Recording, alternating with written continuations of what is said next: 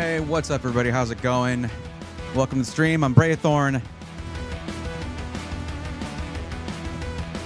And sorry about missing it. Moving yesterday's stream to tonight. I've been not feeling too great. It's nothing terrible, nothing really that bad. Just I'll explain it in a little while. But here we are, ready to talk about PC stuff. And help out some people who need that help. Camera on. Yes. Good. On the right form here. Yes. All systems nominal.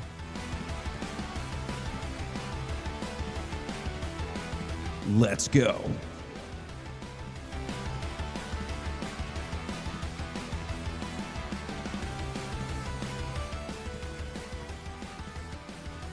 And when I talk, that should cut that down to negative 36 decibels. Audio ducking is cool. Hello, people. What's up? Braxton, what's going on? How you doing? T. Peterloff, welcome. W intro, thank you. Made that myself. Dark Force 2008, what's up? Hello. It's fine. Put yourself ahead. I got all the new Apple developers betas. Oh, cool. I didn't watch the WWDC. I'm not in the Apple ecosystem. I don't regret it too much. I'm fine with it, but I guess I miss out on some things. I know that it was about the UI. That's the impression that I got, was it was all UI stuff. And people who are very much in the Apple ecosystem seem pretty excited about it. Actually very stable for a beta. Nice. Weightless bug in the iOS 18 final releases. When your beta is better, when your new beta is better than one of your previous final releases, I don't know whether that's a good thing about them now or a bad thing about them back then, but sure, yeah. Robert, what's going on? Alice, welcome. Hope you're feeling better. Yeah, I am. Just a Tuesday on a Wednesday. Sure, yeah, why not? Olin Nightcore, welcome to the stream. PC life to bad. My craped out lol. Cool. I'm doing fine. How about yourself? Huh? Right guy, what's going on? How are you? Doing fine. Doing just peachy, just dandy. I've got a bit of a mess in here because I am installing something new. Actually, there's my sort of like it's like a drywall square right there, but I use it to square things up with the walls, make sure things are even and everything. But I'm mounting stuff on the ceiling. It's a little hard to use. But yeah, I'm bringing green screen stuff back, but in a really cool way, to where it's gonna, whenever I'm using it, it's gonna like replace most of this back wall. It's a pull down one, so I don't have to move everything. It's just pull it down. Done. For those of you who've been around for a long time, you've seen me do some pretty cool stuff with green screen, and I want to get back to doing that. But I need it for pre-built rebuild, for whenever I'm doing instructional stuff. So instead of holding up a motherboard and pointing at it, we can be zoomed in on the motherboard, and I can be like, that's where your storage goes. There's your RAM, that kind of stuff. John Paul Bacon, welcome. How's it going? Corrupt Files, how you doing? What's up, man? First time tuning into one of your streams. How'd you hear about him? From the videos? From the YouTube channel? Well, welcome to the stream. Happy to have you here.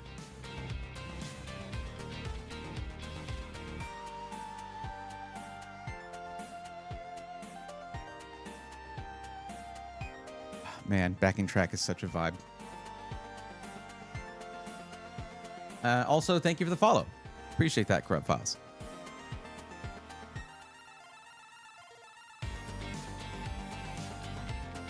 But I realized something, by the way, guys. For those of you who were here on Sunday for me playing through Tears of the Kingdom on the Switch 2 in 4K 60, which, credit to Twitch, they were able to handle 4K 60. That was impressive.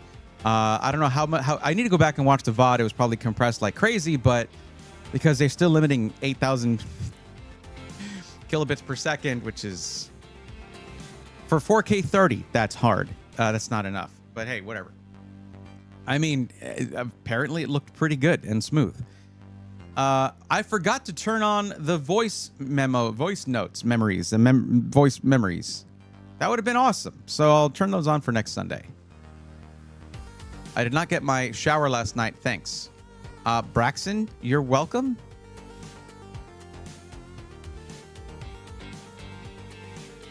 I guess you're welcome. Love your room setup. Thank you. It is constantly changing. Like there's a pile of stuff on that desk over there. This desk I'm not using as much. I'm using this setup now a lot more. So, but yeah, I'm changing everything up. Yeah, it's constantly changing. I didn't turn my Twitch light back on, but that's okay. That's okay. That's the one that like reflects on my screens the brightest. So even if I turn it down. Eating leftover pizza as dinner while being here. Leftover pizza, if reheated properly, is awesome. Often better, because I take care on how I reheat my pizza. Often better than when it was first delivered, in my opinion. Angry Beaver, what's going on? Welcome. How are you doing?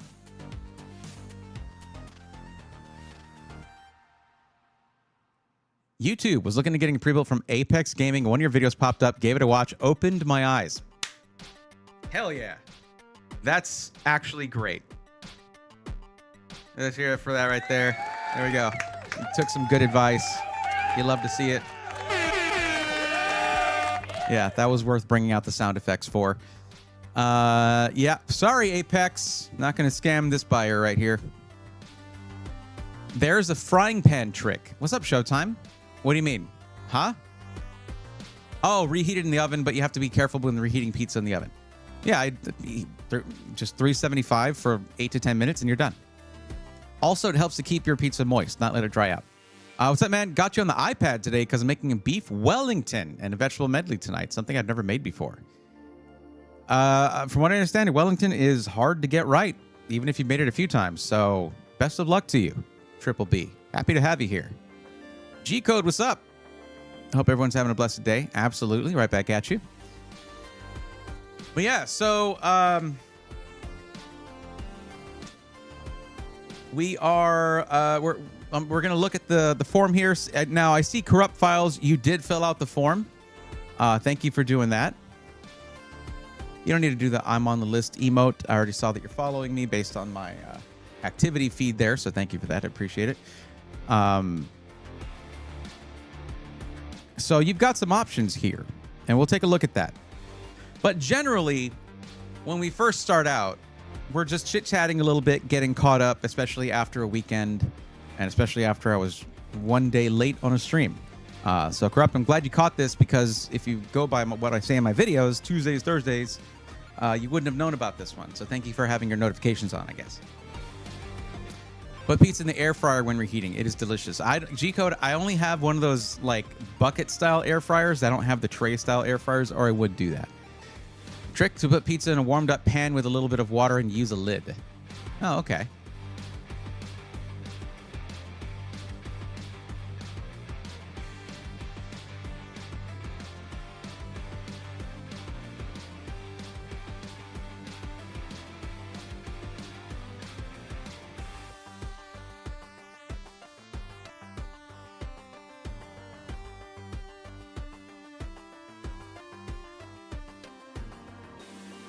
Anyway, the reason I wasn't feeling well yesterday was, this isn't news to most of you, but I talk about it pretty frequently. I have chronic fatigue syndrome, and I have to treat it with a specific medication, and it is hard to get with prescription. I have a prescription for it and everything, and it's still hard to get.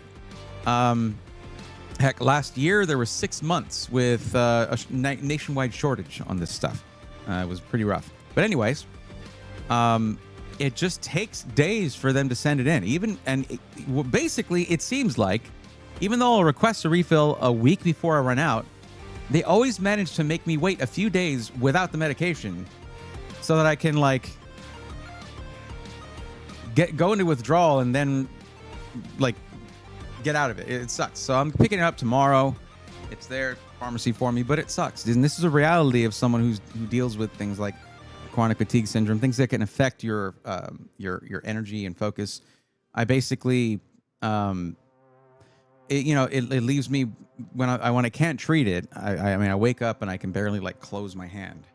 I just don't have, my muscles got no fuel to work with. It sucks. I have to resort to caffeine and such in order to get by, essentially. So yeah, yesterday I was just drained. I was drained in withdrawal. It was rough. Feeling a little better today, so I was like, yeah, we can do this. There's some new backing track songs I hear. Not new, but they weren't in my earlier rotation. I realized when I was setting up the stream on this system, I was like, oh, there's like a whole album I left out. So, Alucard, what's up? How's it going? It's in there now.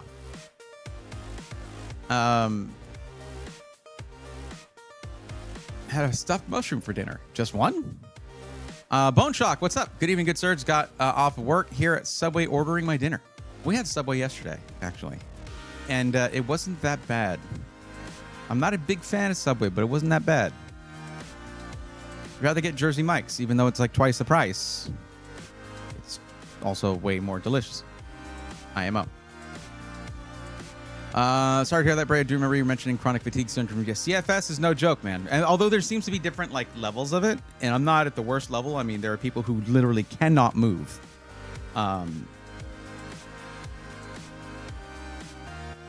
Yeah, but I've had to cut gluten and dairy out of my diet. Ooh, yeah, that's rough. That's all good stuff right there. Good tasting stuff. Actually, I had to set an alarm to catch your stream yesterday, but you never ended up going live. Well, glad I was able to catch tonight's stream. Corrupt Files, if you join the Discord and keep an eye on the announcements channel, that's where I'll usually give updates on any changes to scheduling, any new videos, things like that. That is the most reliable way to keep track of what's going on with both the Twitch and YouTube channels. And the link's in the description to join the Discord. That is just ridiculous. Probably talking about how hard it is to get my medication. Yeah. Same thing with Angry Beavers WTF. Yeah. Lycos45, what's up? Awesome shirt. I know. I like this one. I like this one a lot. Hope you're feeling better. I am. Or I would have had to put another announcement out saying I would be going live tomorrow and not today because I'm getting my meds tomorrow. So it was a large portobello, so I only needed one. Oh, those can get pretty big, yeah. Luckily, there are lactose-free options, but it's significantly more expensive. That's true. Unfortunately, we don't have that place you mentioned. Jersey Mike's. That's surprising. It's a pretty big chain. Going non-dairy alternatives are cheaper. Good thing oat milk tastes good. I guess I'm privileged that I've never had to find out which of those was my favorite. Yeah. What drink is that? And I feel for you. Well, this is a... actually, where is Hoka from?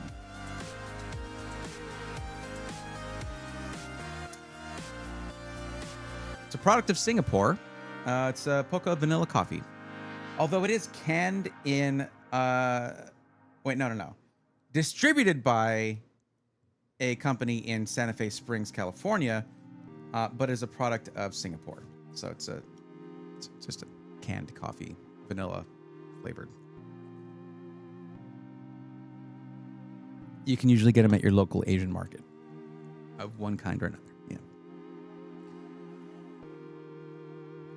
Currently just going to be listening in tonight. Been a bit drained due to working on all the PCs you need to repair and place for customers. That's sounds like SI work right there, my friend.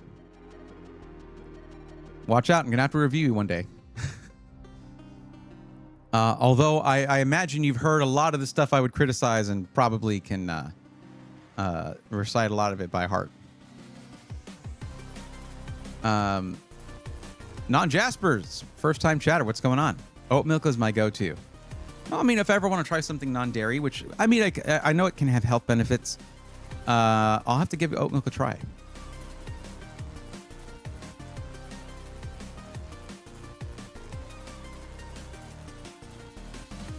Yardbank, what's up? Good evening, Bray. I have a general question. Are there times of year when pre-built sellers I imagine you meant to say offer the most significant discounts? Black Friday. Generally Black Friday. 4th of July is usually something to watch out for too. And what else? Christmas time, generally. Yeah.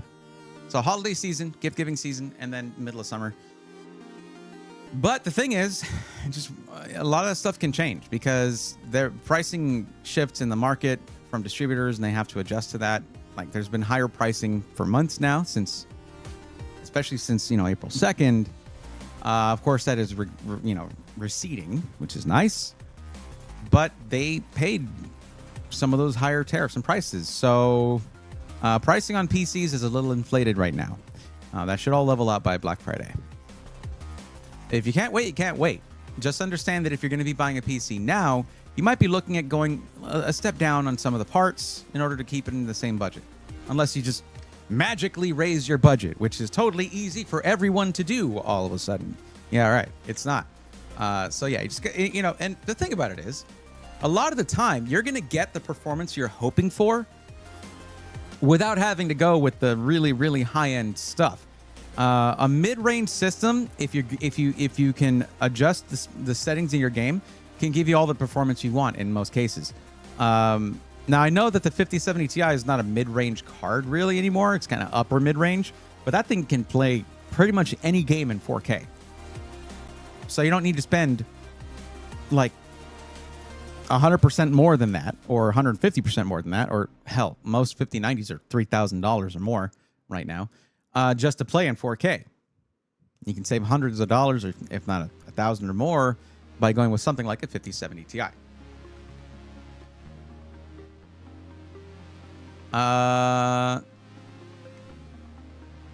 Let me see. I follow plenty of rules based off what you mentioned. I will have to send you one of my builds to review if I become an SI. Yeah, down for that. I'm always looking for new coffee. Coffee is life. Have you ever had Death Wish coffee? Nightcore, I've never had that. No. I might have seen it. Been thinking about becoming one. Would love to learn what it has to be done to do that.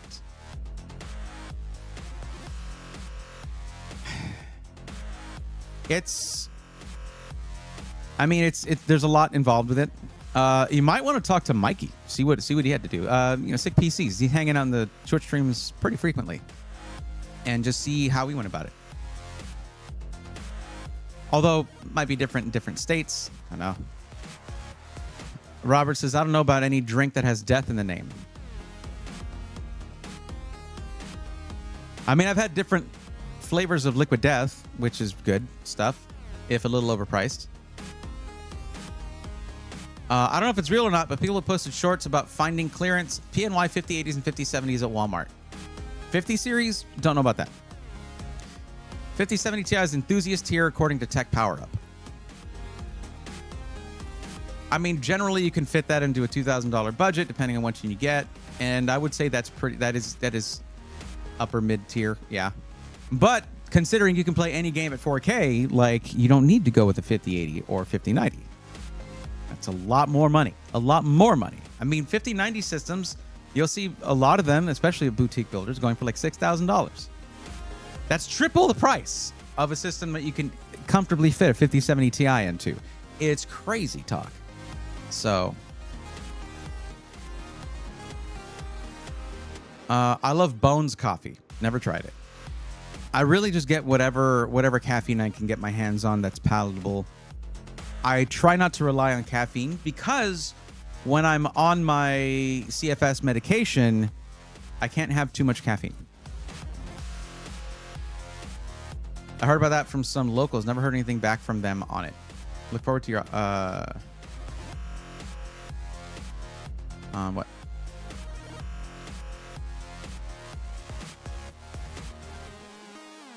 That seems far-fetched, lol. Cheap cards at Wall World. Yeah, I mean, they'll have clearance parts because they sometimes have PC parts. Some locations will have them. You'll find CPUs at slash prices, and usually it'll be on Reddit. They're sold out really fast, that kind of thing.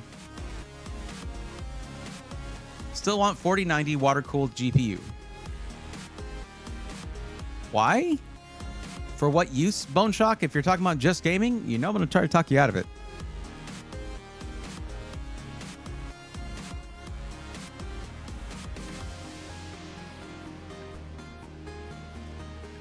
The thing is, guys, you have to remember Getting a GPU like a 4090 or 5090, you're not just spending way more on the card. You have to spend more on your power supply. You got to make sure you don't create other bottlenecks in the system. You have to have a system that can support that GPU. You're also using a lot more power and pushing a lot more heat out into the room in which you're sitting. As the ambient temperature in that room rises, so do the minimum temperatures that your hardware is going to be sitting at, because it can only cool as effectively as the ambient temperature in the room. Yeah.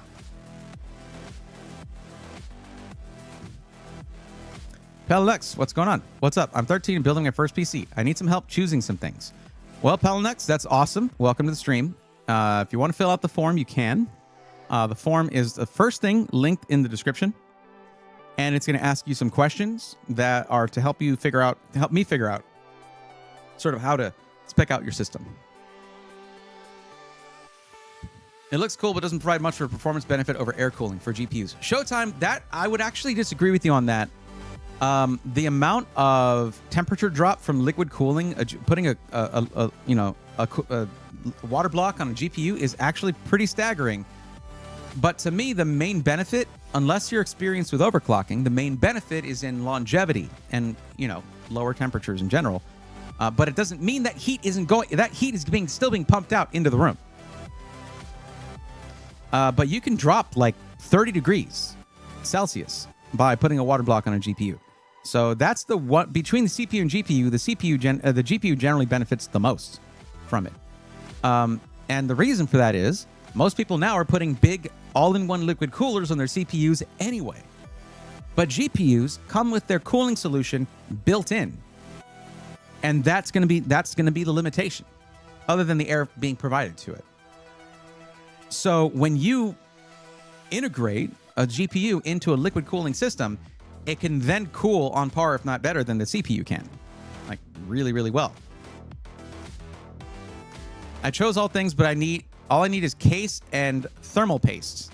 Thermal paste is easy. You don't have to get a crazy thermal paste. You can just get like MX6 or 5, MX5 or MX6. If you want to go a little bit more fancy with it, you can get Thermal Grizzly, Cryonaut, or I guess they got Duranaut now, which is like a long-lasting paste. You can get KPX if you want another high-performance option. 7800 XTX and 7800 X3D. Okay, cool. Very cool. Again, still, Palanex, whenever I'm doing these, I guess you already picked out your parts, so the case is the most subjective part of the whole build, and it's the place where you need my input the very least, because it's going to be down to your own preferences, your own aesthetic preferences. Do you like a fish tank case? Do you like the front mesh cases? Did you get parts that would fit in a small form factor case, or are you going to go a small form factor with it? Where I help the most is with things like the motherboard, CPU, GPU, those kinds of parts. Power supply, to make sure you got a power supply that is reviewed well and rated highly on the PSU tier list.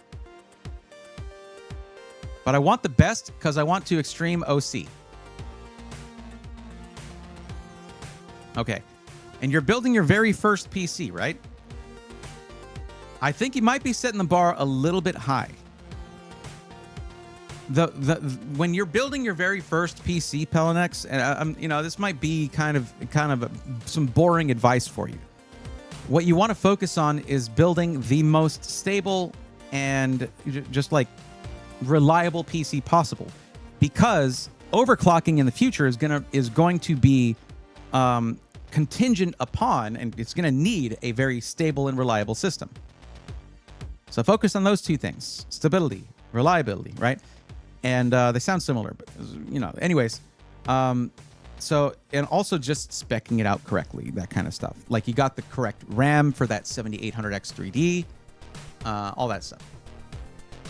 So I went with a 7900 GRE bone shop. It might make less noise. It does make a lot less noise, yeah. Corsair Extreme Pace costs more than it should. And I didn't bring that one up. All I want is fish tank with fans under 100 or no fans under 60.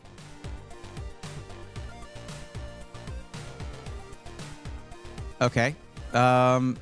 So that might not be ideal for extreme. Okay, so when you talk about XOC, Palanex, really quick, because you said you want to do XOC, extreme overclocking. Extreme overclocking is generally not done with a system you're going to be using all the time. What you're probably looking for is a standard overclock. XOC is when you have a test bench and then you have a pot for like LN2, liquid nitrogen, and you're like trying to get for a matter of minutes the highest number you can, and then it shuts off on you. That's XOC, okay? If you're just talking about wanting to go a little faster and you want it to stay that way, so for your gaming enterprises, that's not XOC. XOC is not something that you would be using all the time. You're talking about OC, just like regular overclocking. XOC sounds fun, but you will break hardware. You will fry CPUs. You'll fry motherboards. You'll have to put Vaseline on your motherboard in order to stop the condensation from shorting it out. You have to be really careful because you can actually freeze your finger, freeze the flesh off of your hands if you're not careful with that liquid nitrogen. XOC is that. Extreme overclocking is extreme. Not extreme like high OC. And my motherboard has 19 VRM for the CPU. It was 370. Okay, so not extreme overclocking, just overclocking. There we go. We've made a big step there. Because if you say you go into an XOC forum and they see that you've maybe gotten a little bit of extra performance out there, they'll correct you and say, well, that's not XOC. XOC is the stuff that you see on the stage at Computex when there's like 6 different overclocker teams working against each other, and the vapors from liquid nitrogen are blowing up into the air, and they're using torches to keep the pots at it's fun. It's fun stuff. But you will burn through hardware. You need to have spare hardware laying around, and that system is not the system that you want to just game on. It's one where you're just running synthetic benchmarks to get the highest number and get higher spots on the charts. So just a quick explanation of the term that you're using. Now, as for I want the most FPS out of my CPU plus GPU. I don't know. That's what my friend told me. He built his PC. Okay, Pelanex, I'm going to introduce you to something that's going to help you a lot when it comes to the things that your friends say. It's called Google.com. And you can literally take anything that your friends say and type it into Google.com. Not everything your friends say, all right? You're 13. Don't do that. But things like extreme overclocking or claims that they're making about their PC. And you can take it and you can just type it into, again, it's Google.com, okay? And you can find out whether your friends are BSing you or not. Don't Google that, by the way. Whether they're yanking your chain, pulling your leg, that kind of thing. Yeah, so I need a little bit of research on the concept of extreme overclocking would take you to videos that would scare the pants off your piggy bank. Let's put it that way, because these guys are just like, they're just going for it to get numbers for a matter of seconds, and the hardware can just be tossed out afterwards because they're sponsored by Asus or MSI or Gigabyte or whatever, so they can just break hardware. That's what extreme overclocking can do. Heck, even regular overclocking can break hardware, okay? What you need to do is this. I'm going to give you probably better advice than your friend ever will, okay? Just use your hardware. Do not overclock it until it feels slow.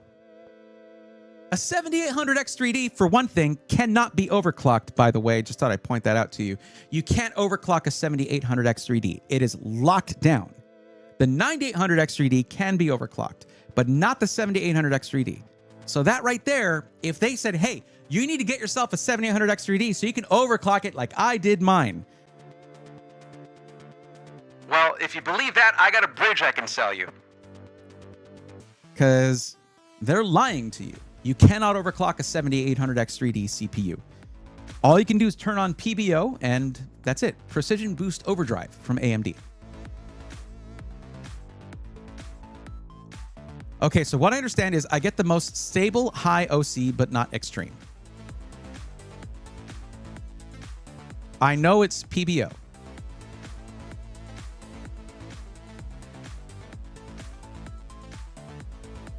Okay. Glad I found your channel when I did. I know nothing about PC specs. Lol, I've always been a console gamer. Well, we'll definitely get you a good build, Corrupt. I'm just... we'll close this out, and then I'll get to doing your build. Good choice not to mention it. Yeah, I'm not interested, really. Corsair overprices everything. And that's not something they necessarily have the luxury of doing, considering that how competitive that market can be. You might get better results by undervolting. Yeah, I know. Less heat, and the parts can theoretically have longer boost windows. I think still not something you can do with the 7800 X3D. That is a lockdown CPU.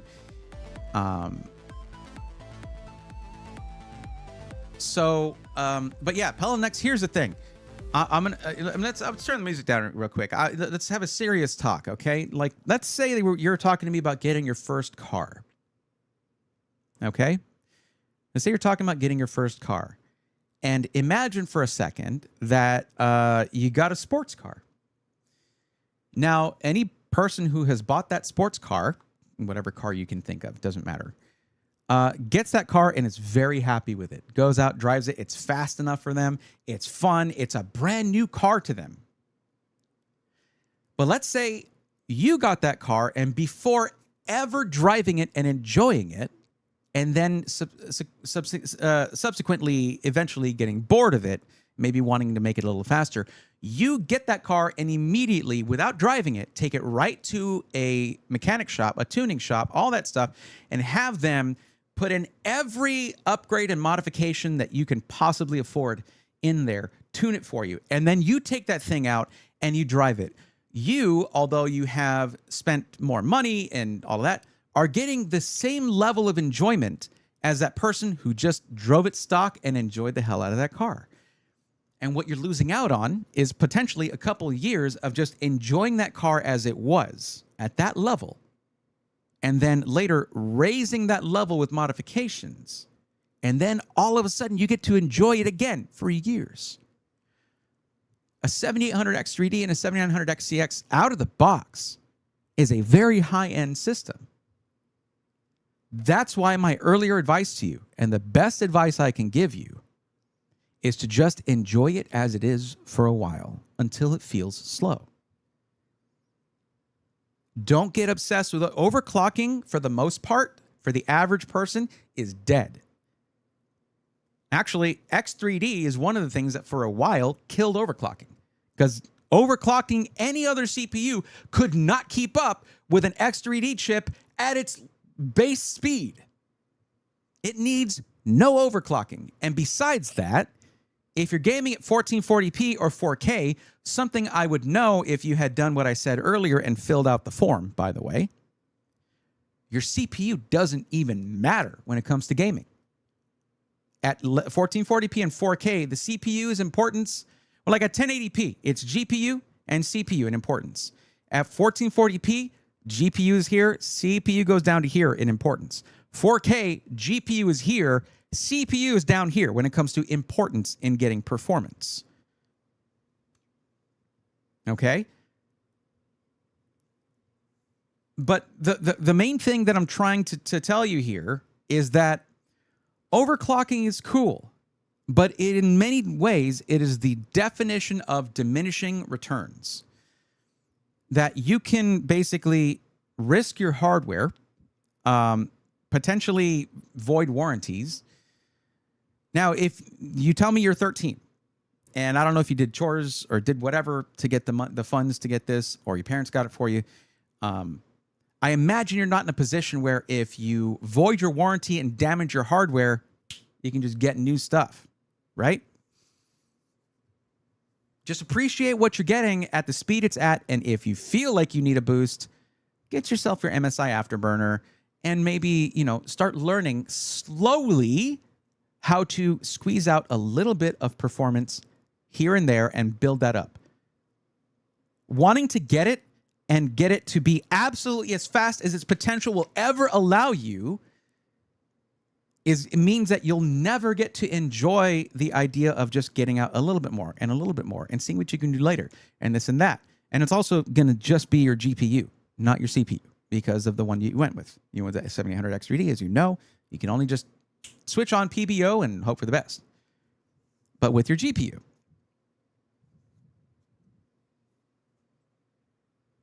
I play at 5120 by 1440, so ultra wide. Yeah, your CPU doesn't matter. You probably should have just gotten a 7600 at that resolution. The CPU has little to nothing to do with your gaming frames per second. It's all GPU at that point.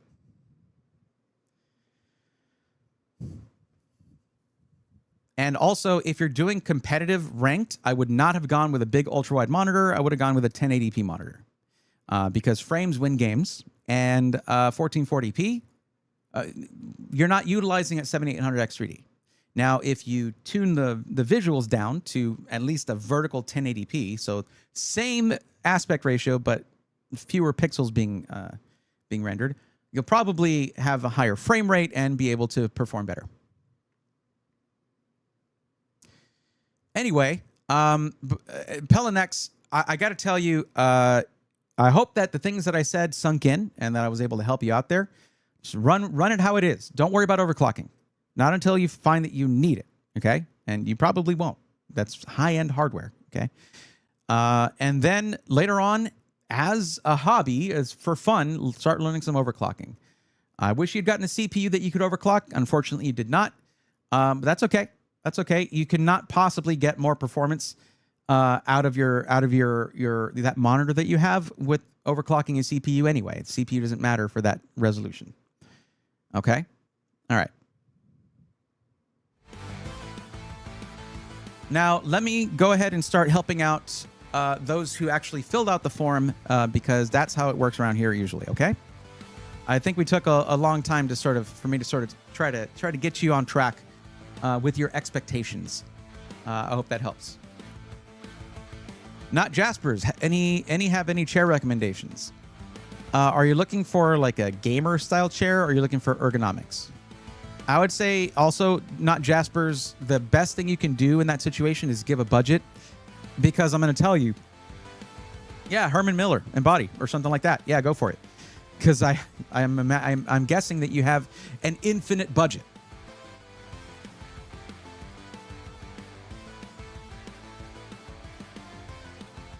Actually, 32 by 9 is better for competitive because I can see more and see more people. And yeah, I'll tune it to 1080. I know that. Pelinex, if you knew that, why did you say you play at 1440? I don't know, guys. I know I'm arguing with a 13-year-old, and I don't know why I'm doing that. I don't mean to make you feel alienated, and I know that you knew that. Don't worry about it. But you didn't say that when you said a resolution. There we go. That's it. Okay. So.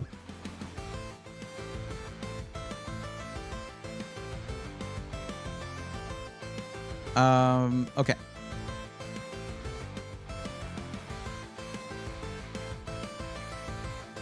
I ordered the D-Brand kill switch case for my Switch 2. Hope it's really good. I heard it's really good, yeah. Any tech show coming up that you might be there? Bone Shock? Not anything. Nope. It already took everything to get to Computex. I haven't even posted everything from that, and it's like already been weeks since Computex. Just too much going on. But we do have a really cool video coming out with the interview with Rob Teller. The follow-up interview with Rob Teller.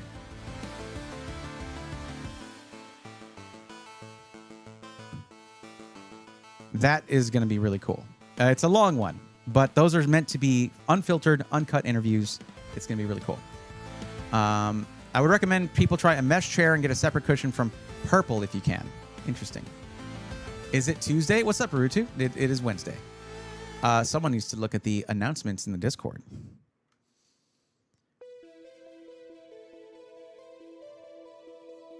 Okay, so let's see. Corrupt files. Let's go ahead and do your build.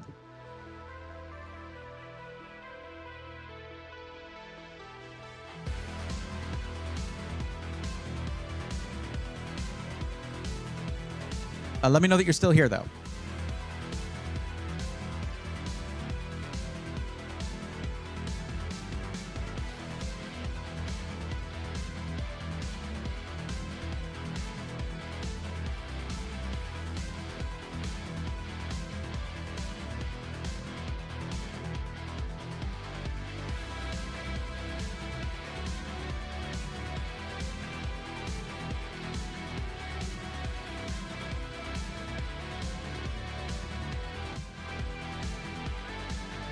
All right, cool. Let's go and do your build. I like my secret lab chair. Those are pretty nice. Not Jaspers. If you have about $500 on you, I would look at the Flex Pro from Thunder X3. That's the next one I want, basically. Good thing I work with them. So it was in my video on the Pro Gamers Group Computex booth. Check that one out. It is the most it's super adjustable, super comfortable. I got to sit in it over there. It's really nice. Okay, so corrupt files.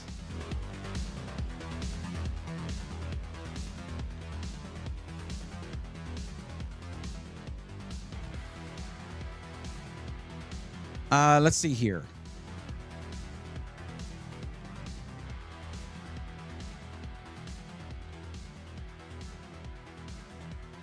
So what we're looking at is 3,500 to 4,000 that you listed for your budget. What I need from you is an actual solid number of money dollars that you can spend on your PC, not a range. So if it's between 3,500 and 4,000, just let me know. Is it 3,750, 3,800, 39? What's your actual number?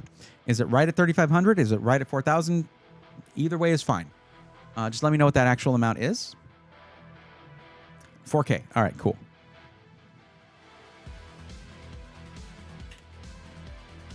Now, you have three options listed here that you could go with. You let me know that you're near the Chicago Micro Center, so they could build it for you. And with a 4K budget, the $250 same-day build fee is not bad. You could basically get this PC tomorrow, as long as they have GPUs in stock, and we spec everything out from there. The other thing is you chose either Skytech or iBuyPower. So you can go with one of those two. So let me tell you sort of the pros and cons of both. All right, let's talk about this real quick. So if we look at at getting it from Micro Center, the pros are you can get it much quicker. And if you ever have an issue with it, as long as you're willing to spend the extra money on their warranty, if you ever have a problem, you don't have to ship it anywhere and multiple times subject your PC, your investment, to the rigors of the shipping industry, okay? And wait for weeks for it to get fixed. Now, as for the cons there, well, their build fee is pretty pricey, and you get almost no warranty unless you spend a few $100 extra to get that warranty. That's money that could go into your performance, the performance of your system. Also, there's sometimes where they have really good deals that can make your system a lot better. One of the other benefits here is that we spec everything out from scratch. And considering that you're looking at doing gaming and content creation / video editing, we're going to need to spec out your PC custom. But both iBuyPower and Skytech also have that option. Now, the benefits of going with either iBuyPower or Skytech, the value amount is going to be similar, the build quality will be similar, and the service will be similar. Okay, the customer service will be similar. They're both good in all those regards. But there's going to be certain things that are on sale with iBuyPower in terms of parts, certain deals you can get. Also, I can get a 5% discount from iBuyPower. Now, over at Skytech, it's a little bit smaller of a discount, but they'll have other deals, different cases that you can get that you can't get from iBuyPower and vice versa. Okay. Now, the downside there is that essentially, if you want to get your PC fixed, you have to RMA it back to the system integrator, both of which are in Southern California, and then they'll fix it and send it back to you. Now, I'm not saying that that's going to happen. It's not a foregone conclusion that you're going to have problems, but Windows PCs are Windows PCs, and they can have problems. So it's just something to consider. So you tell me which you would rather do. Micro Center or iBuyPower or Skytech. You don't have to pick between Skytech or iBuyPower. I'm just saying, do you want to do a system integrator or do you want to do Micro Center? Great car analogy. I hate when people build their dream engine without even driving the car first. I always say drive it stock for a while and build on the side for someday. Yeah, you have to. You will never appreciate increased performance until you've driven it without that. Like, it's wasted money otherwise. It's same level of enjoyment as a person driving the stock vehicle. You got to enjoy something before you want to upgrade it, for sure. Let's go with Micro Center. All right, Bergie5, what's up?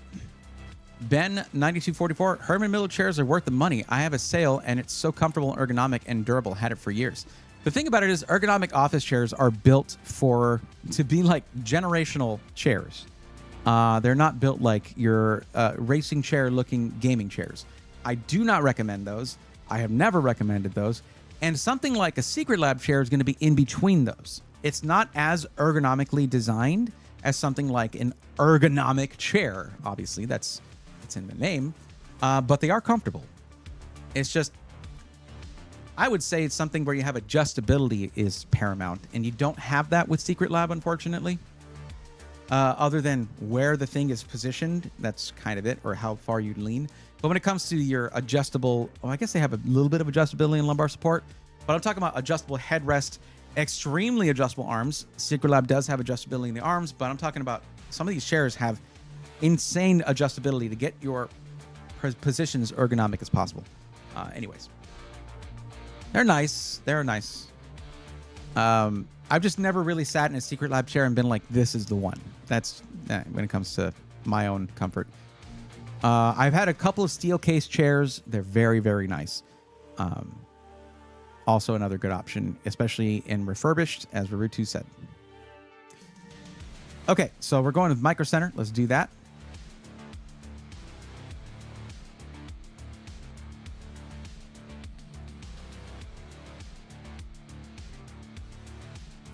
And it was what location? Chicago, that's right.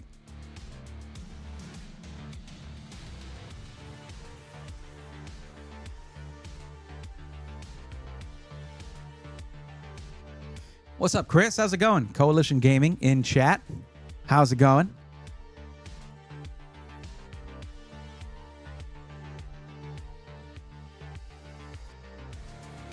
Just streaming on a Wednesday, unlike my usual schedule. Now, let's talk about this a little bit here, because it's a little too far down. Okay, we'll put it there. Audio ducking will take care of the rest. Okay. Now, because you chose gaming and content creation / video editing, is streaming involved with that too, Corrupt? I know you didn't select it, but out of curiosity. Braxton, by the way, I'm not trying to call you out on the Secret Lab thing. If it works for you, it works for you. And in that case, my opinion does not have any bearing. When it comes to comfort, it's all subjective. Like, what's comfortable for you?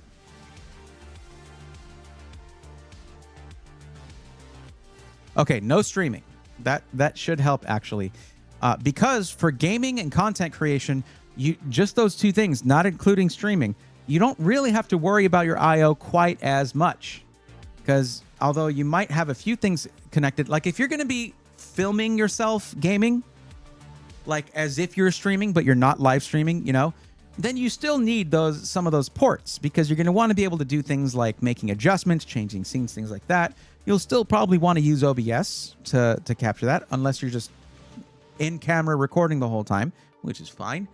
But yeah, if it ducks, does it quack? I don't have that sound effect. Sorry, Chris.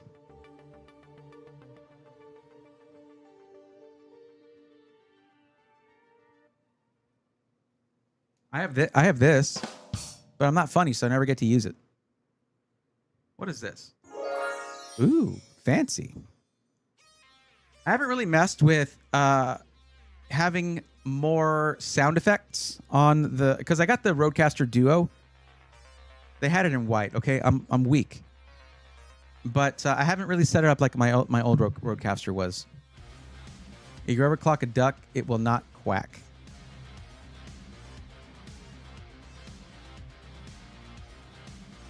I'm telling you, Robert, overclocking is not as quacked up. Not quacked up. What is it? It's not as. Well, there's a joke there. I don't know. Whatever. Shut up. I'm tired. Like I said, I'm off my meds. Leave me alone. Okay, I'm just gonna move on. I don't care. Now, one thing you said here was you do want to have upgradability for your CPU in the future, but I'll say this: where I've been pointing people to for content creation has been Intel Core Ultra 200S for quick sync. But I'm going to ask you before I recommend that, what video editing software do you plan on using? Is it Premiere, Adobe? Are you going to be using the Adobe suite, Adobe Premiere Pro, all of that, or are you going to be using literally anything else? You know, DaVinci Resolve, that kind of stuff. Not what it's quacked up to be, something like that. That's kind of what I was going to go for. It's fine. I don't know. Look, guys, I got to choose between being entertaining and being informative and helpful here. And with these streams, I got to focus on the latter, and the former goes bye-bye whenever I'm tired. You know, tired, a little more coffee.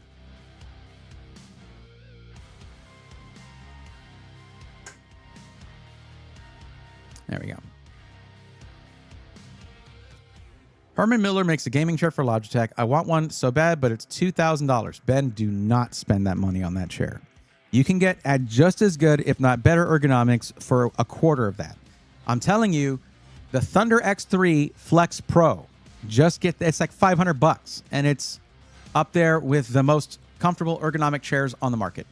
Adobe Premiere, well,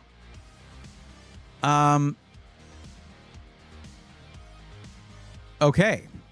Oh my God, they have a $3,000 Threadripper 7970X bundle with 128 gigs of DDR5. That's crazy.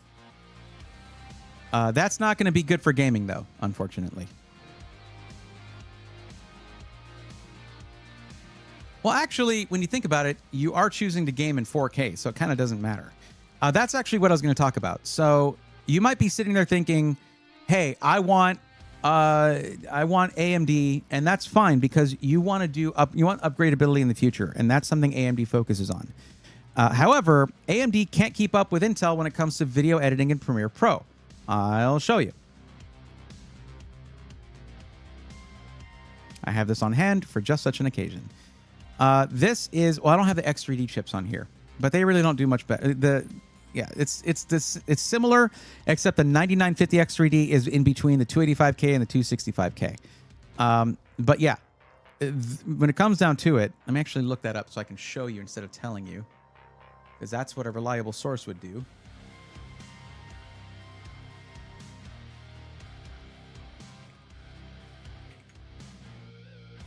There we go. All right. This is more up to date. I should add this into my assets folder there. There we go.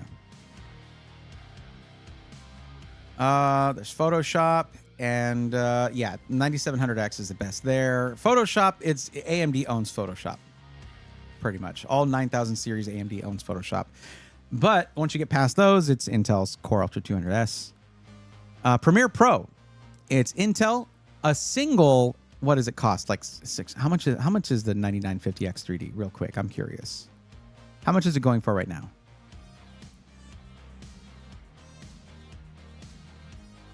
It is almost $700.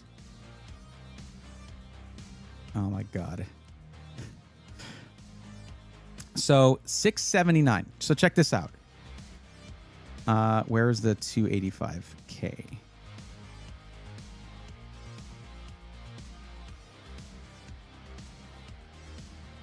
So let me tell you the prices of these CPUs in order.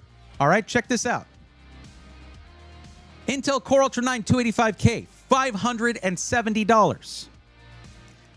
AMD Ryzen 9 9950X3D in second place, $680. And the Intel Core Ultra 7 265K is currently $280. And it is nearly identical performance to the 9950X3D, which is almost $700. It's insane how good the 265K is, and I've been freaking saying this for months. But the price drops a little bit more, and then all of a sudden, every other content creator is like, oh, now it's good. It's freaking, it's been good the whole time. I love my friends, though. They're great people, but sometimes they get a little short-sighted. Sometimes.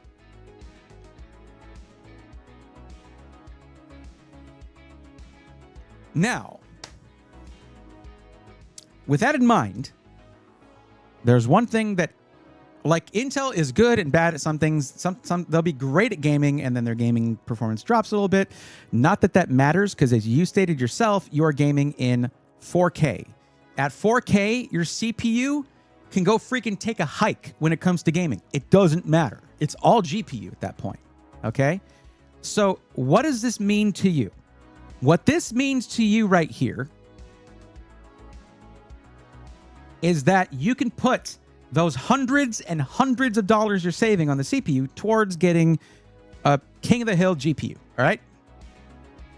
Now, and with content creation, you can actually utilize higher VRAM, but I digress. We'll come back to this, okay? We don't want to blow your budget out of the water with a 5090. That would be a bad idea, very likely. They're just too expensive. We'll see. We'll see what we can do. Anyways, coming back to this, there's one thing that Intel is consistently bad at, and that is providing an upgrade path on that same socket that you just bought, okay? You basically have the Core Ultra 200S series of CPUs that have been out since late last year, and or mid-late last year, I guess. And then a year from, I guess maybe late this year or sometime next year, they're going to come out with the next generation. That will be supported by socket LGA 1851 as well. And that's it. Usually you just get 2 generations of CPUs per socket. Now, AMD, on the other hand, is like, oh, you bought one of our motherboards? You're going to have CPUs for the rest of your freaking life. Apparently. It's crazy. PC perspective and nerd on a budget night. What are you doing here? Sorry about that, Adam. I know. It's not my night to stream, but I couldn't do it yesterday. I was feeling under the weather. I have a Core Ultra 265KF. Why the hate? Seems to easily handle any game I can throw it at 1440p. That's because at 1440p and higher, your CPU doesn't matter for gaming. Like, that's why in reviews, they only show like 90% of the charts are 1080p. Like, as if anyone should be spending $500 on a CPU for 1080p if they're not freaking Shroud.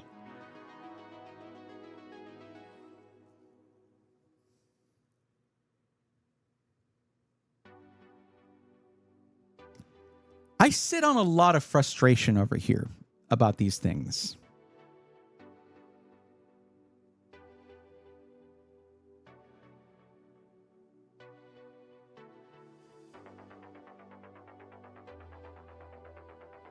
It's been fun, but I have a migraine headache. See you all in the next stream. G-Code, I'm very, very sorry about all the yelling. I hope your migraine goes away. I get those too, and I hate them. Go get off the screens and go relax, and I hope that you feel better very soon. Agreed. I felt when doing the slicing function for 3D printing, my 13700K is faster than my 7800X3D. It would be. Yeah, that's going to enjoy cores. It's going to like cores there. Braithorn lost his hair trying to explain 4K gaming CPU usage. Actually, I started out just shaving my head because it was too hot and humid here to do the work I was doing in attics and running fiber through warehouses and such for businesses, things like that.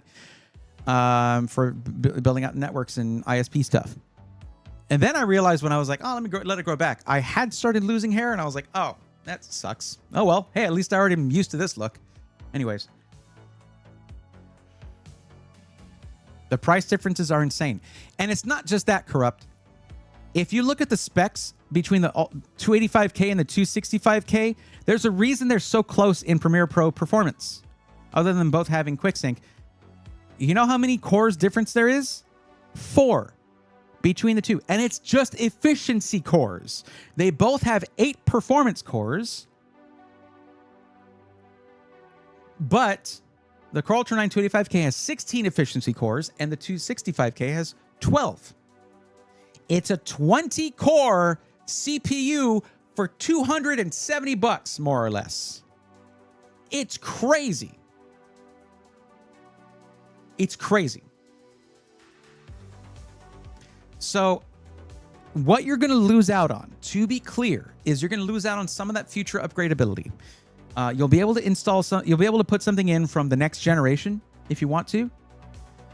If you go with Intel here, with AMD, you have to spend a lot more on the CPU to get anything like the same performance in Premiere Pro, because it does not benefit from QuickSync.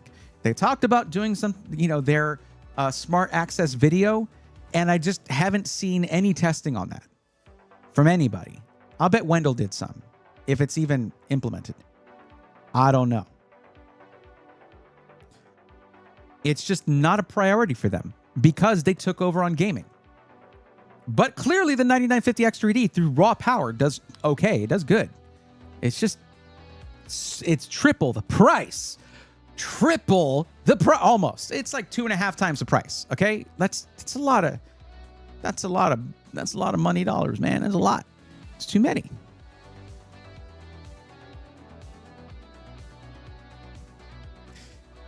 Chris, I didn't mean to skip over what you said about OCing. OCing can be frustrating. It's most Christmas to OC conversation. Yes. It's mostly a non-issue nowadays, though. Let me cool everything properly well and let Boost do the rest. Max stability, nearly max performance with no sacrifice. Chris, that is exactly, I mean, you said it much more succinctly than I did. I just said, run what you brung, enjoy it. If it ever starts feeling slow, then you can start to tinker as a hobby. But especially if you have a CPU that cannot be overclocked, you're really just limited to doing stuff with MSI Afterburner for your GPU. And just be careful and go slowly. There's lots of resources online to learn, but really it's diminishing returns. You're not going to get a whole lot of FPS out of it. Yeah, so huge benefit in terms of price to performance on the Ultra 7 265K from Intel. 9950X3D is 2.5 times the price and only a tiny bit better, but your future upgradability is insane from AMD. Now, it's not going to be as long as if you had bought the early 7000 series Ryzen CPUs right when they launched. You'd be getting more mileage out of that motherboard. But the thing is, here's a quick little history lesson on... I'm zoomed in. I just realized that. It doesn't really matter. It's fine. But here's a quick little history lesson on Socket AM4. That's the last one. AMD, when they first launched Socket AM4, promised support up to the year 2020. They were still releasing CPUs for that socket like last year. They went 4 years over their own deadline on support for that socket. Now they promised support for AM5 up to 2027 and beyond. So like, I think it's just what AMD can do with a fixed number of pins is astonishing. So that's cool, but you'll spend a lot more right now if you want similar performance. You have a $4,000 budget, but a lot more of that's going to go to the CPU if you're going to go with AMD. So, Corrupt, I'm going to recommend Intel for you. It's just not going to have as much future upgradability, but you may not, I mean, it's performing at such a high level, you know? Oh, man. That's a tough one, though.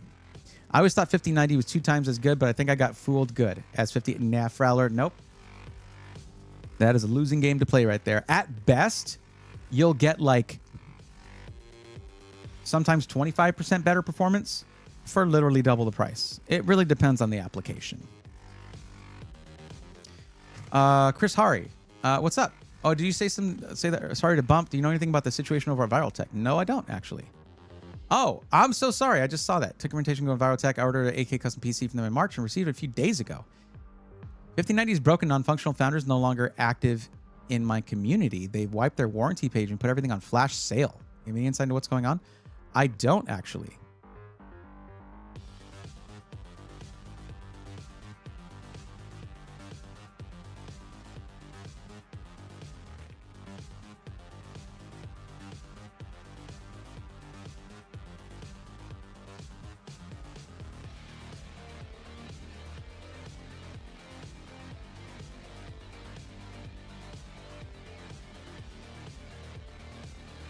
The website is still there, but yeah, the warranty is getting a 404.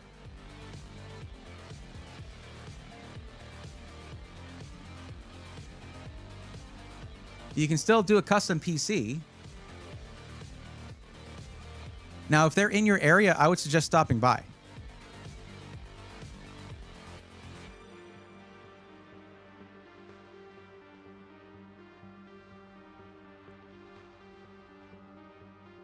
Oh, you said founders no longer active in the community. Not, I thought you meant your community, like where you live. Never mind. I don't know. I'll look into it though. They're not, and their compound shut down. Okay, could be that they were severely affected by the tariff situations. There were a few. What? No, I didn't mean to open that. There were a few SIs that were facing some real consequences from that. They could have been one of them very easily.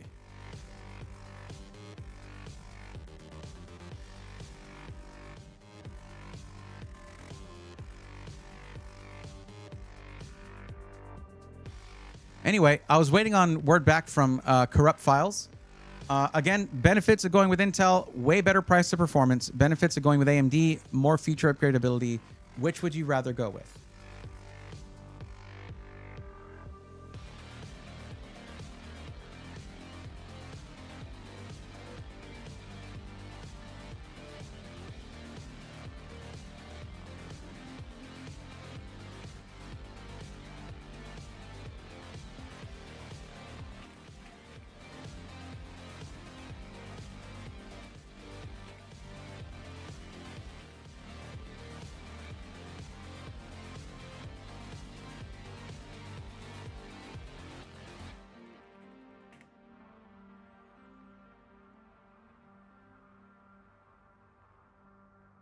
Let's go with Intel. All right, cool.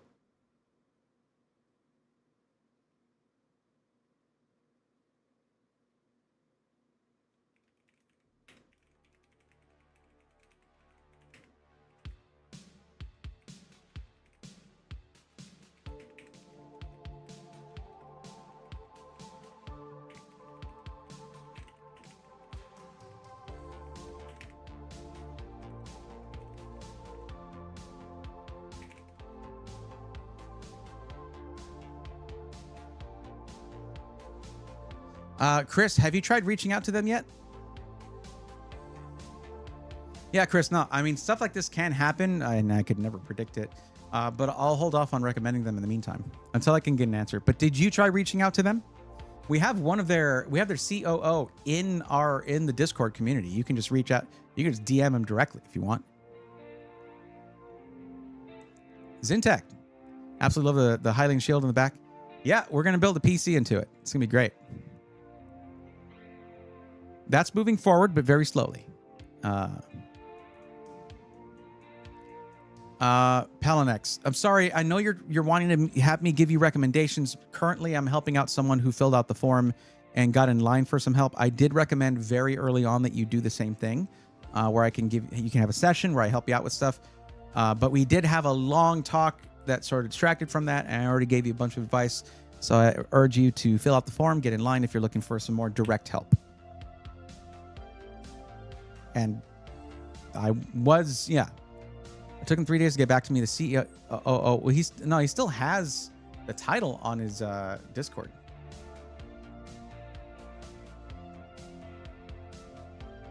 That's the one person that I can talk to someone else who's from there as well.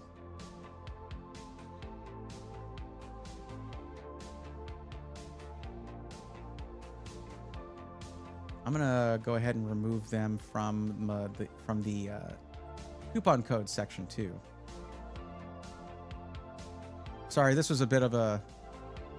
It's caught me off guard here, so I just want to make sure to get this removed real quick.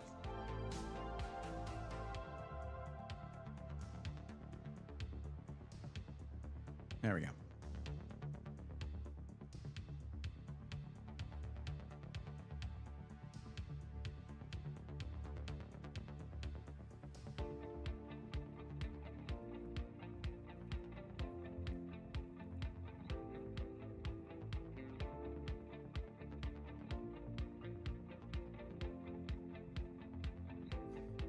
Yeah, we'll see what he says. Okay. I appreciate you bringing it to my attention. Now we can go back to this. I've already sent the DM. We'll see what we get. All right. So 265K. Now we do not go with the 265KF here because that removes the iGPU from the CPU. For just a gaming PC, that's not that important. But for content creation, if you want quick sync, which is great for video editing, you need to have a non-F SKU. So 265K, not KF.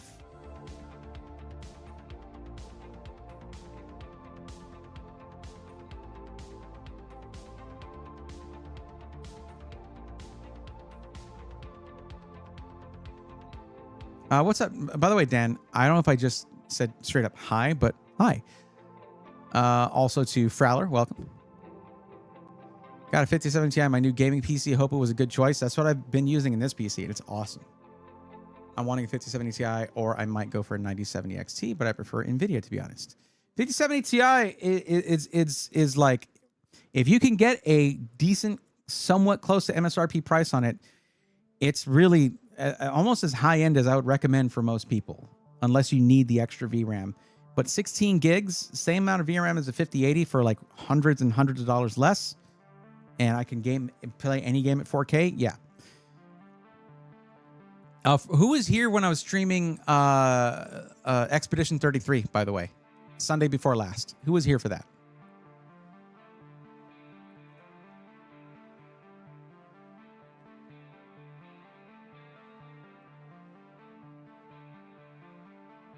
Let's find you a good motherboard. Actually, we got to see what GPUs they have in stock. Let's see that first.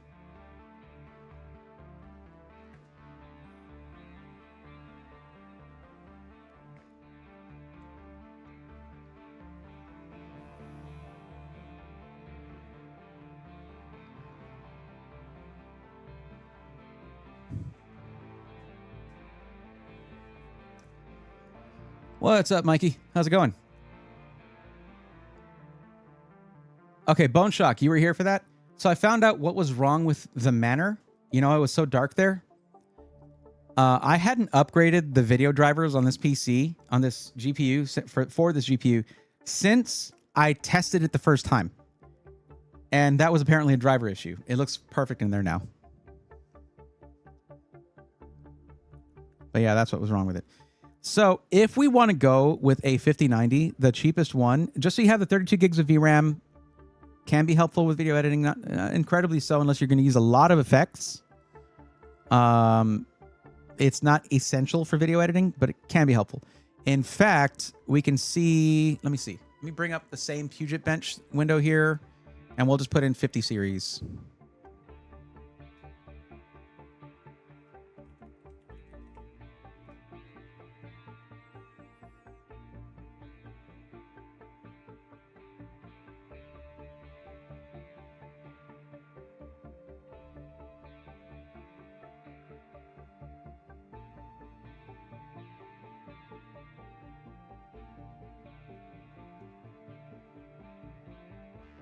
No, I want that to have... if we do 5070 Ti, that should have all three.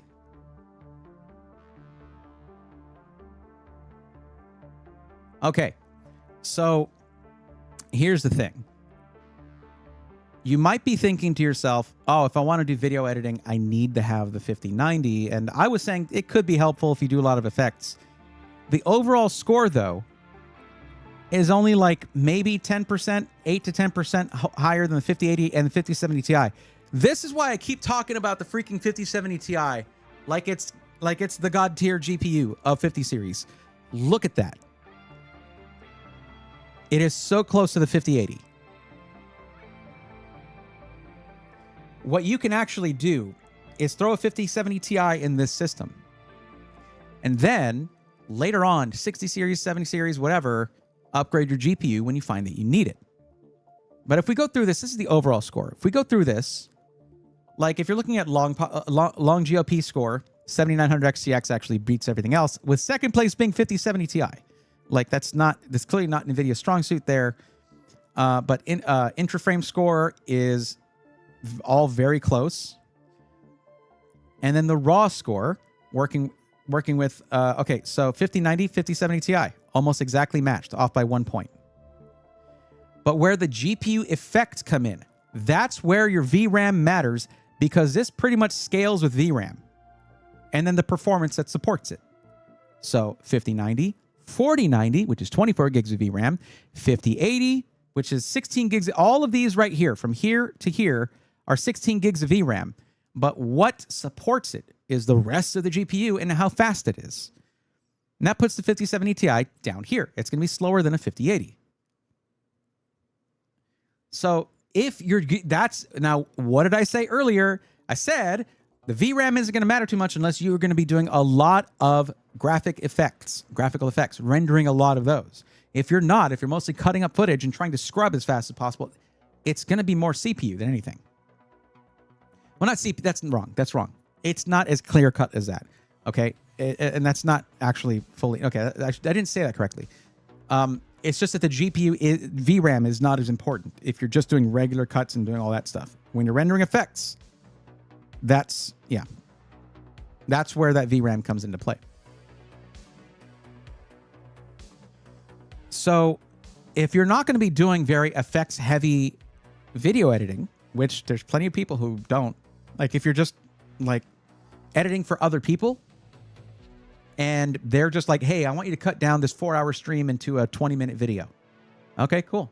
You're just cutting it down. You're just cutting and moving and maybe throwing in a little meme here and there and you're done. You don't have to concern yourself with this. But it is clear though that when it comes to rendering effects in Premiere Pro, the 5090 is the winner, and not by a little bit, by a lot. That's where it really distances itself from everything else. But because of that, I mean, it's up here, but you can see, I've just shown you why it's all the way up there from one score. So what we might want to aim for is maybe a 5080 because of this. Because this is an in-between point between something like a 5070 Ti and a 5090 is a 5080. But 5080s are just overpriced, and it bugs me. It bugs me a lot. Lowest price 5080 on this list. Let's find out what that is.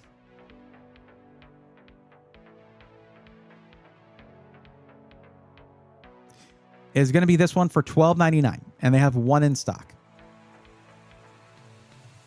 Oh, you want the PC to be white? Interesting. Okay. Oh, Pelinex, no.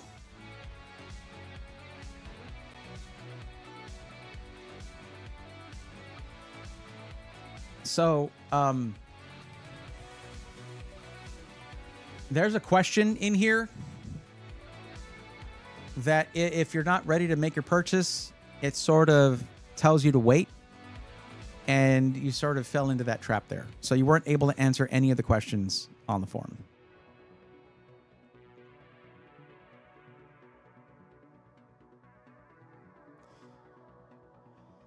Okay. It just takes you right to the end of the form and tells you not to submit it, but people still do it, and you'll see. Well, I guess I delete most of those, so they won't be in here. But anyway, back to what we were doing. So cheapest 5080, $12.99. Easy to fit that within the budget, not a problem. Hey gang, didn't know you were live. Yeah, I put in announcements in Discord yesterday that I was feeling under the weather, that I'd be moving that stream to tonight, and I'll be streaming again tomorrow night.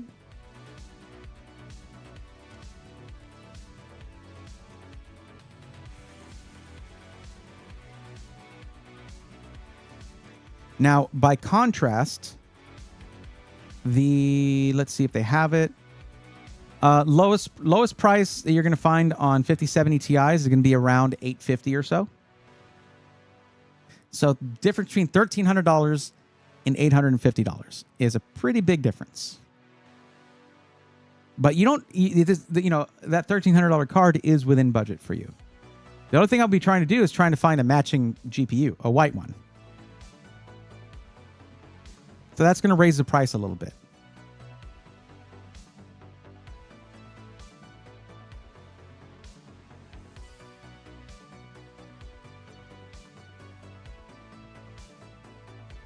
Like you got this 5070 Ti Aero from Gigabyte, $979. You see how that tax comes in for getting a white GPU? Yeah.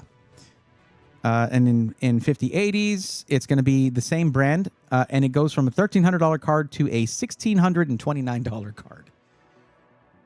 What PSU is good from Corsair is good. The X or E version. I would just Zintech. I don't have that memorized. I just go to the PSU tier list and look on there. I'll do that for you later. Took them 3 days to get back to me. Okay. All right. I got it. But when they got back to you, Chris, he was just speaking about, okay. Yeah. All right. No, we already talked about that. A quick question, Chris, did they talk to you about getting your GPU replaced or fixing your system? That's the main thing I would need to know in this situation.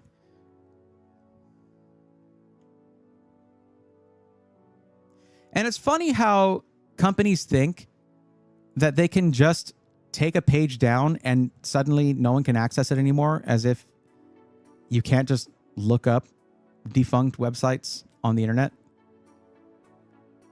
It's silly. Whatever you were guaranteed at the time of purchase is what you're entitled to. Unless the company just shuts down, and then, yeah, I mean, I suppose that's an extenuating circumstance.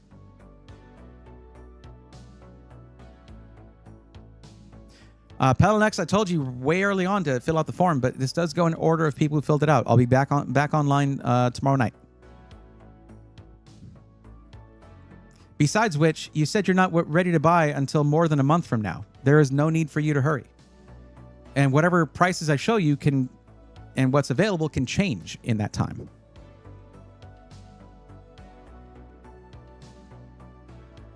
Yo, what's up, man? Reviews. How's it going, dude? Look at me using vocal effects like you do. Look, it's reverberating and it's going to suddenly cut off. Isn't that kooky? Isn't that kooky? Aren't I just quirky and so random, lol? Hold on, wait. Yeah, just like you, buddy. No, it's not a laugh track though. I need the laugh track. That's the applause. I need to have the laugh track. I feel like that's like a nervous tick for you or something. It's great. It's like punctuation for you. It's very entertaining. And if I didn't absolutely enjoy it, I wouldn't be have it set up on my Rodecaster here. Come back tomorrow at the same time. You got it. Absolutely. But what's up, dude? How you been? Did you happen to nab yourself a Switch 2? Curious. I know I got my opinions on that thing, but I'd like to know what you think.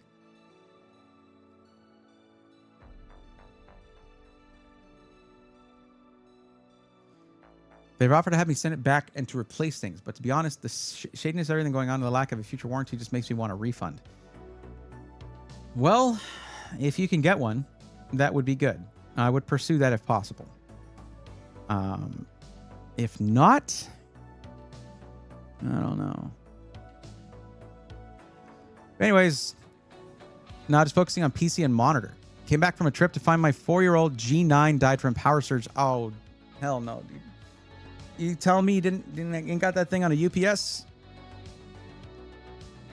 I mean, you got some years out of that, but damn. It doesn't help to say stuff. Oh wait, actually there's an ad break, so I don't know if getting UPS now.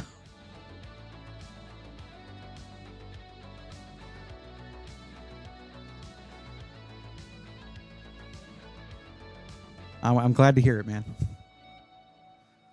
You live, you learn. Yeah.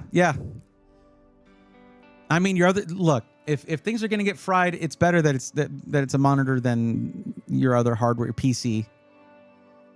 Cameras, good lord. At least when your camera gets fried, the glass is fine. And we all know the glass is where the money's at. But I want a Steam Deck OLED. Anyone have one? Are they any good?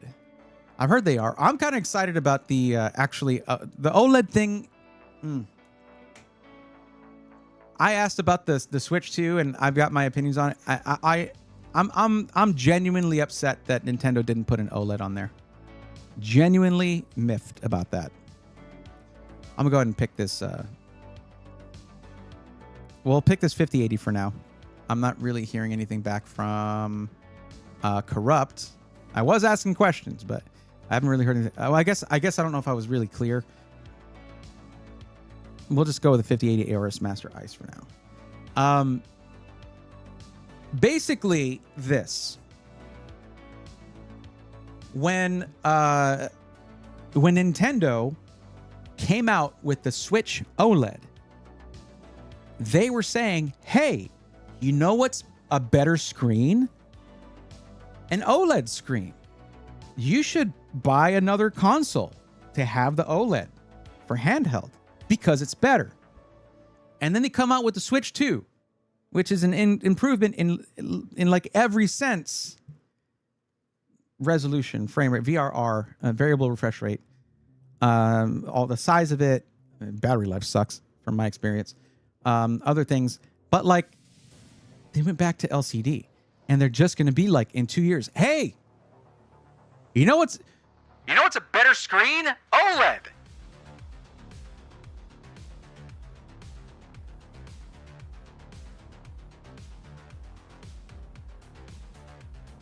What?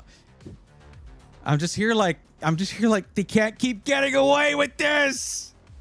Oh man. So mad. So mad. My bad, got hit with an ad. Didn't get a chance to hear what you were asking. It was mostly about the GPU, which GPU to go with. But I mean, we're building a white PC. It's going to cost a little extra for the white components to match everything.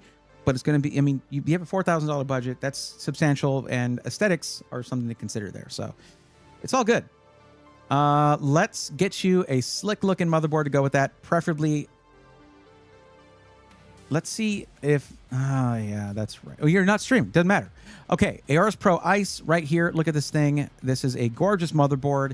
It is literally the same design language as the GPU because it's the Ice version out. I mean, look at this. Even the plastic connectors are in white on this thing. So it's designed to match the white aesthetic. There you go. I'll make one in a year or something with an OLED and a bigger price tag. Yeah, absolutely. Absolutely.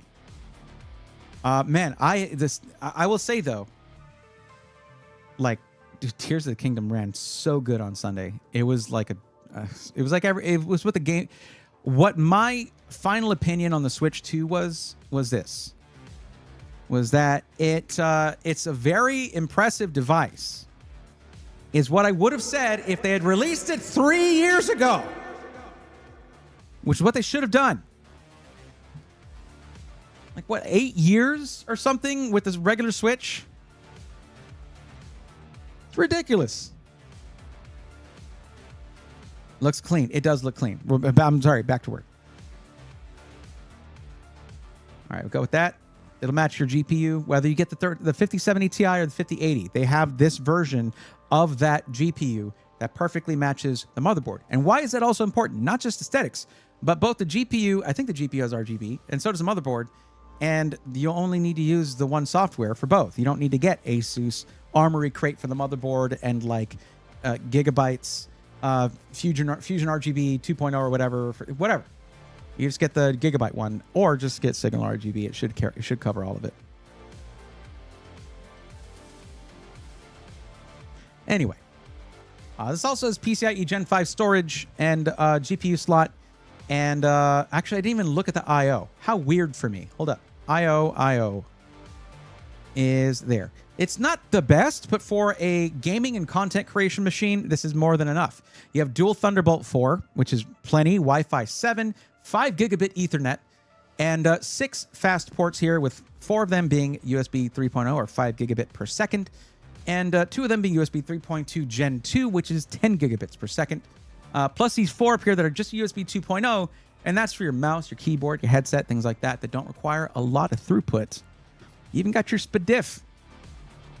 Gotta love a good old SPDIF. But yeah, plenty of storage options here. Plus, you have toolless removal of all of your heat sinks for your M.2 drives and toolless insertion of the M.2 drives. One really cool thing, and let me tell you something, I've seen this utilized in, like, Jay's 2 cents used this in one of his builds for a sensor panel. This HDMI right here. Bone Shock, thanks for letting me lurk at 4 a.m. Come too soon for me. Good night, y'all. You got a Bone Shock. Sorry, you're in the wrong time zone. Rutu, Bray, need to make a MOBO tier list, price to performance and content creation. I think rather, Rutu, I'd like to make a video where I talk about motherboards and how they're important for different use cases. I mean, every motherboard at this point in 2025 should have a 7-segment display for putting out codes. These things are pennies. And they're just like, no, it's an expensive feature for expensive motherboards. Anyways, so this has the onboard HDMI, which uses your CPU's video output to run an in-PC monitor of some kind, for like a sensor panel or for the aesthetics or whatever. And that is really cool. You don't have to run a USB-C or an HDMI out of the system in order to get a video signal to an internally placed monitor. Really cool stuff.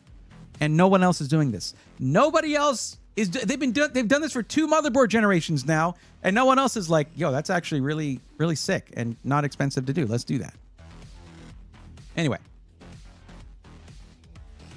Now we're going to go minimum 64 gigs of RAM for a video editing machine. Maybe go 96, actually, for this budget. 96, you can still get really solid speeds. 128 gigs, you start to get into the territory of really lower frequencies, higher latencies. And it's all about capacity at that point. Though for video editing, and I'm sure Liam over here, Manly Reviews, can attest, capacity is king when it comes to video editing. It can make a big difference. Unless you edit on a Mac, which is like, it's just some kind of witchcraft. Oh, wow. Bergie, I think you could see why that one got auto-modded, but I'll allow that. It flagged this. One thing I have noticed is that many white power supplies come with white cables. I can see why Automod was like, whoa, whoa, whoa, whoa, whoa. You don't say that. No, it's the color of the power supply, okay? Like, yeah, I get it. What's up, Cecil Reed? Thank you for coming in and saying to hit that like button. Chris says, I'm trying. I may have to reach out to my CC company and dispute it. Not a great situation. Was considering Alexander PCs and really regretting not going with them now. Yeah, the thing is, Chris, I had just spoken with them from over at Viral, and it was all about how things were going great and what they're planning for the future. And it seems like it's going the opposite direction, and I cannot predict that, unfortunately. But yeah, I mean, Alexander PC is super solid. They've been going through some rough times too, but they can run lean and do what they need to do. They're not running a whole compound like Viral was, which is a lot of overhead. They just have their warehouse for building and storing stuff. Like, that's it. No, but yeah, Bergie, I do like to go with a white colorway on the power supply for that reason. But let's look at memory capacities. 96 gigs is 2 sticks of 48 gigs. And let's see what speeds we have available. DDR5 6400 CL32 is pretty dang good. Let's see. Ugh. No. 6800 CL36. Yeah, I would do just for stability's sake, I would do the DDR5 6400 CL32. Let me see what you said about RGB, by the way. You want a lot of RGB, and that's fine.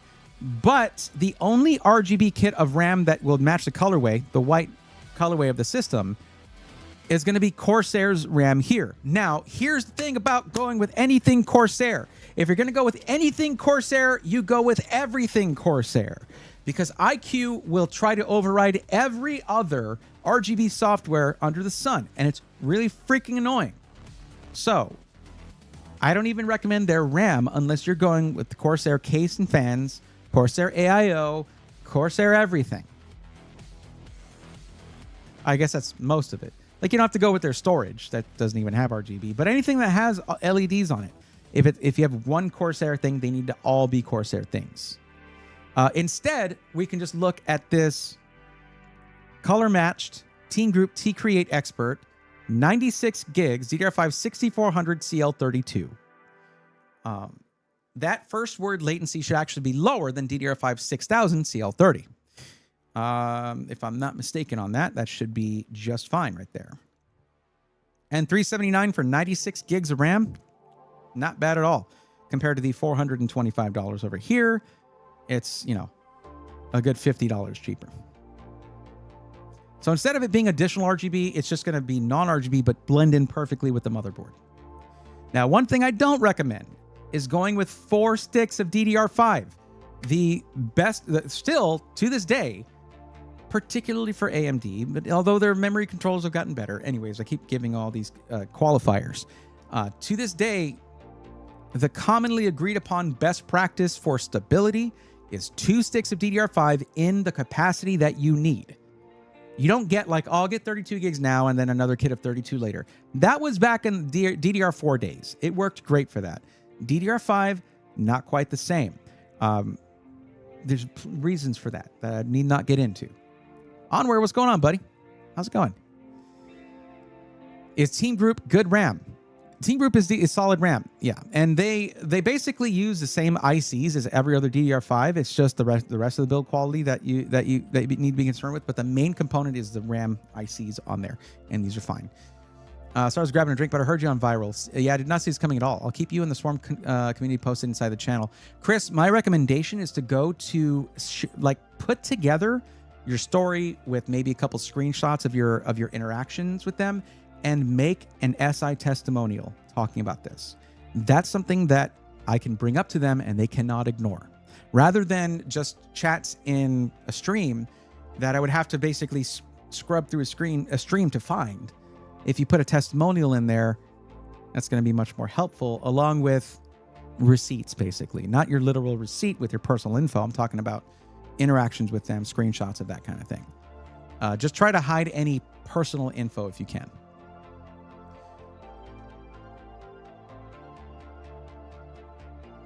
Let's continue with this. Now we're at 2639 with most of the core all 4 of the main core components. Now we can do stuff like storage, power supply, case, that stuff, cooling.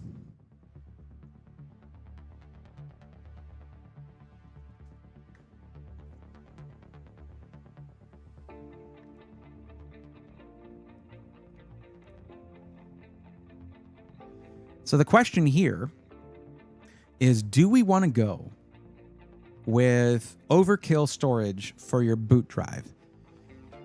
Because it's becoming more common to find PCIe Gen 5 storage, which you can actually use on this motherboard without getting only 8 lanes on your GPU. That's called bifurcation. When it comes to a slot where your GPU goes, you have 16 lanes of PCIe Gen 5 that go direct to your CPU. Now, previously, on the previous generation of Intel motherboards, they only had a certain number of they had fewer lanes than AMD did. So if you put in a Gen 5 drive, it would turn your GPU to having only 8 lanes to the CPU rather than 16. Now, that didn't really hurt you unless you're on a 4090, and I don't care if you have claims that it doesn't affect anything on the 4090. I have proof, and it's in the review video that I did. Anyway, with a 5080, it still might not affect things, but with Z890, they now have 4 dedicated lanes for that PCIe Gen 5 storage, so you're good. So there is this admittedly overkill Samsung 990 Evo Plus 4 terabyte drive, and the speeds on this thing are kind of crazy. Another benefit of the fact that PCIe Gen 5 drives have become a little bit more common and more developed is their longevity seems to be improved at 2,400 terabytes written. Now, if I just closed that whole thing. Love the interface. Thank you, Micro Center. Now, interface, PCIe Gen 5 X4. Let's look at some of these other older drives to give you an example. So if we look at, say, yeah, well, this is a 2 terabyte. We need a 4 terabyte.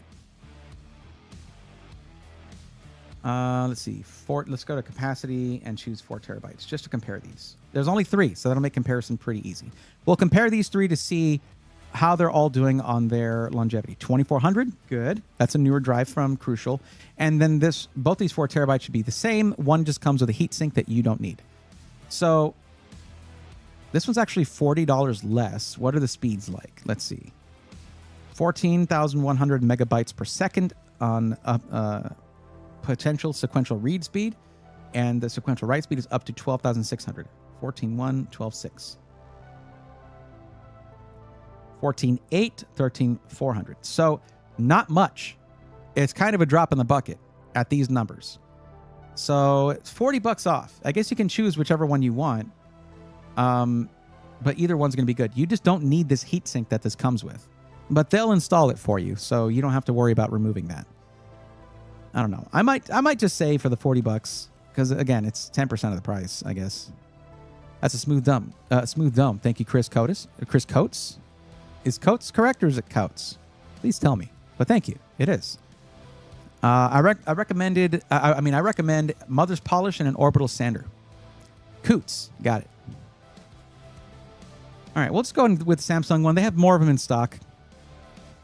Less likely to sell out, I guess. Power supply now.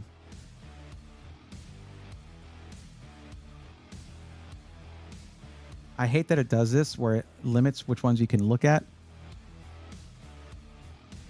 Just disable that. And let's say we want somewhere around 1200 watts. Oh boy, they have a really good one here. The Lee Edge Gold 1200 watt for $184.99. If we're going to go with a dual chamber case, this is the clear choice right here. I never recommend PCIe riser PCs. They introduce slight instability from experience. Yeah, I tend to avoid that if I can. And yeah, I'm doing that for my CC company anyhow. I'll add that in there for you. Thank you. The keeping track of communications. Good.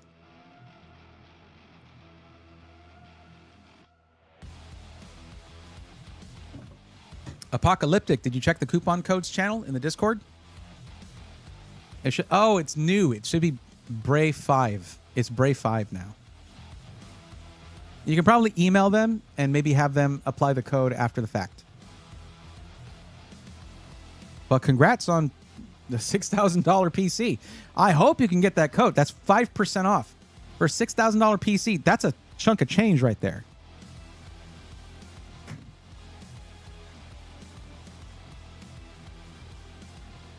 RGB isn't much of a deal breaker for me. Not really trying to go Corsair for everything either. Good, good, good. So we'll try, I don't know. We'll go with this Lee one right here. I'm going to recommend, because you want a lot of RGB, that you should go with a fish tank style dual chamber case, just because you're going to get that aesthetic. I will say, though, that I hope you have a slightly large desk so you can actually have it on your desk. I don't recommend, if you're going to make a beautiful PC like that, you don't want to put it on the floor. Lee is a beast. And yeah, this is great for a dual chamber build. That's what those are designed for. So looking at cases, we're going to go with a white case here. So that makes it easy. We can go here, pick white, and then we can figure out what case to go with. We can go, let me see what we're at so far on the price. $32.74. Yeah, we can actually go all Lee if you want. Or you can go with something like a Montech King 95 Pro if they have it. And you'll get a similar aesthetic with way less cost. Let's see if they've got it.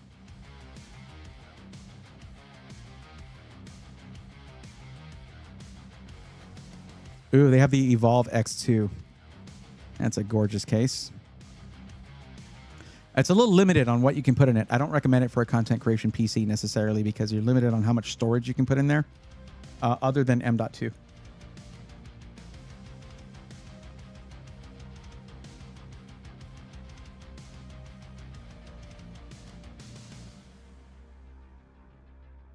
Oh, that's a good one. They have the light base 600 LX right here. That's a really nice case.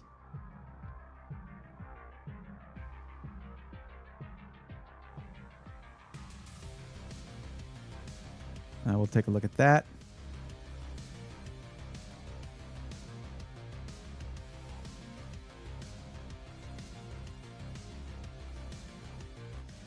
Bergie5, there's enough money to go with the height with the screen. Bergie, you may, I will refer you to what was just said by Chris Coots, excuse me. You did correct me on that. Chris Coots, to go with any Y series case, you have to use a PCIe riser cable. And there have been some issues here and there with 50 series on riser cables.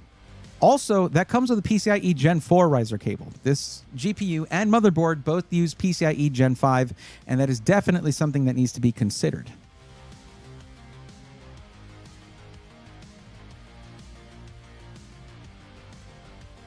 They got the Silverstone Retro, the FLP01 Retro case. I kind of want to do a build in one of those, but like, there's no practical purpose to it. It's just for like a sleeper-ish build. Now, the other option is just the O11D Evo RGB. That's going to be a straight-up Lian Li experience. You can get Lian Li fans for your Lian Li case and your Lian Li power supply with your Lian Li cooler and pay the Lian Li price. But it's that aesthetic that you're going for if you do that. Let me show you this case real quick, though. They only have one in stock. But, man, it is a looker. Good Lord. And I think this one comes with the 3 reverse flow fans on the side and 1 standard flow exhaust fan in the back.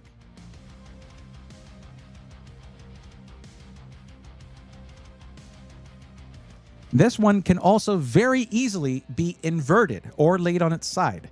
The feet that are on it are just keyed to where you just twist them out, and you can put them on the side to lay it on its side or on the top to make the top the bottom. And then you can put your PC on the left side and have the glass facing you. Anyways, I'm talking a lot about this, and I apologize. Of course, the other option is just to go with the O11 Evo RGB. You've seen these builds. You know what this looks like. You know this case already. If you want Lian Li everything, this is the way to start.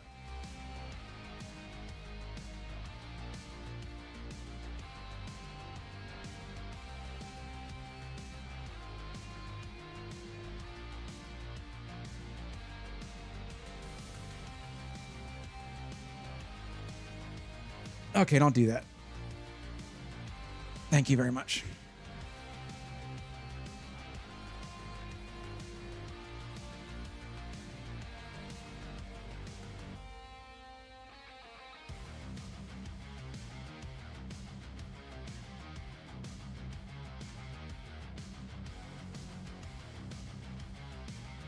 I'm going to assume that you want to go Lian Li, I suppose.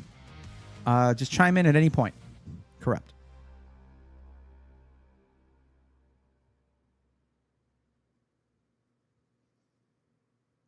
Oh, the first case? Okay.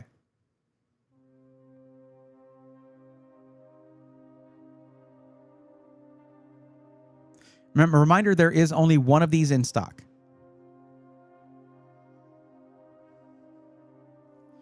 Okay, so it comes with 4 120mm RGB fans. Let's see if they have the rest of these fans to match.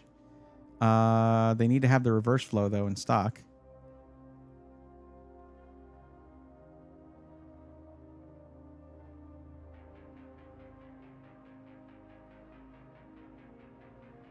Included fans. It doesn't say whether they're reverse flow or not.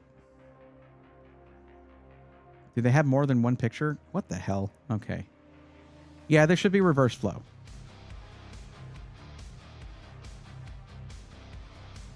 Let's look at case fans, see what they got.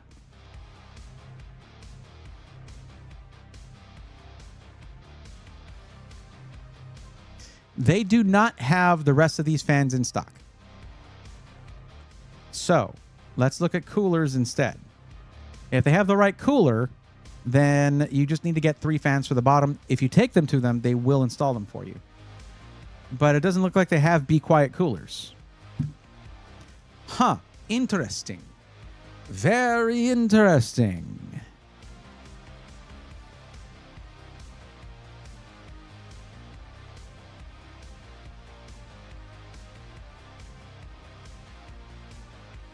Okay, so I guess it'll come down to what you prefer.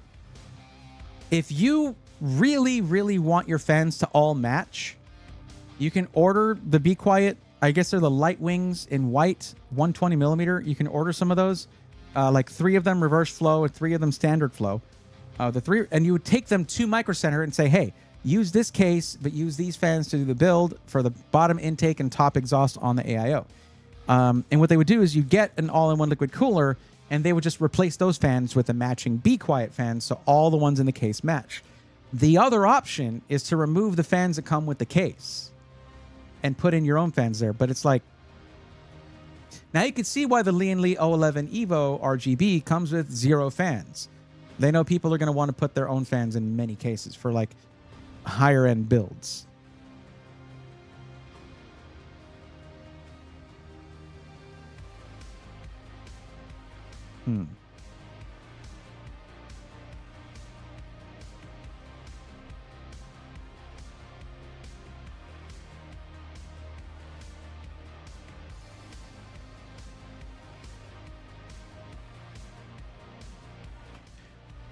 Okay. Well, we want white, so let's do that. We can't choose that. We just search for it then.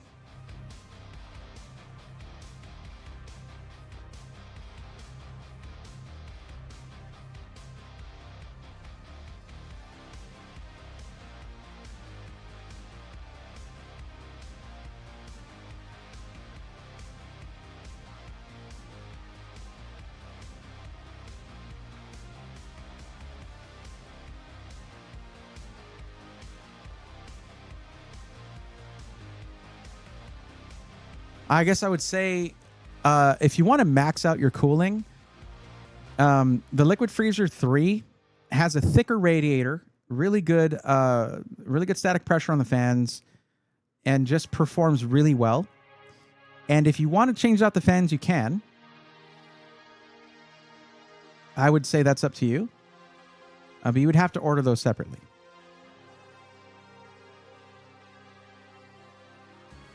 You shouldn't have to worry about the thickness of the radiator because there's plenty of space between where the AIO radiator goes and where the motherboard is, so you should be fine there.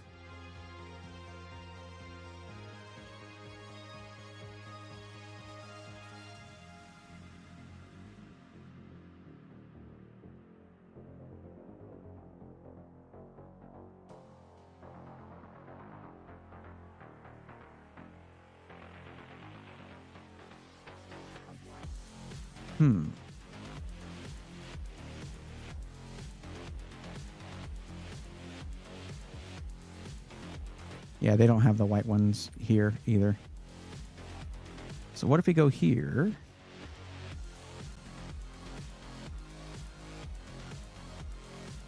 Okay, I got to go to the actual builder for this.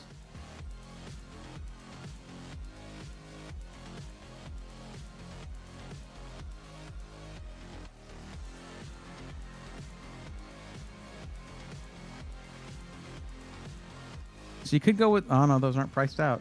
That's cool. Ah, there we go. So you could go with some of these, the Arctics, but they don't have reverse flow.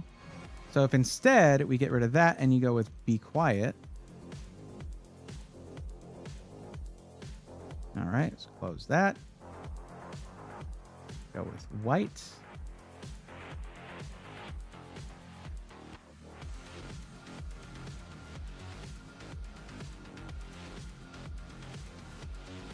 I don't see reverse flow fans here. Unless that's what LX means.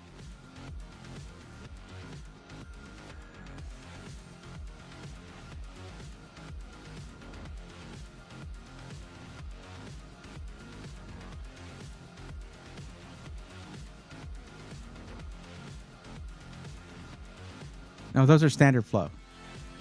So if I go back, check out these. Also standard flow.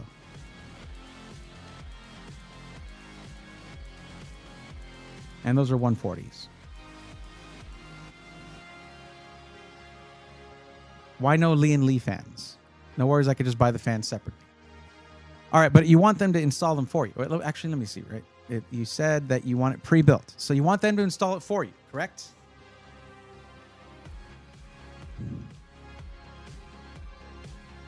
I mean, Bergie, you could go with Lian Li fans in there. Yeah. They didn't have a white AIO, though, at Micro Center, unfortunately. So you'd have to order that anyway. and the case comes with fans, it's a tough one. It really is.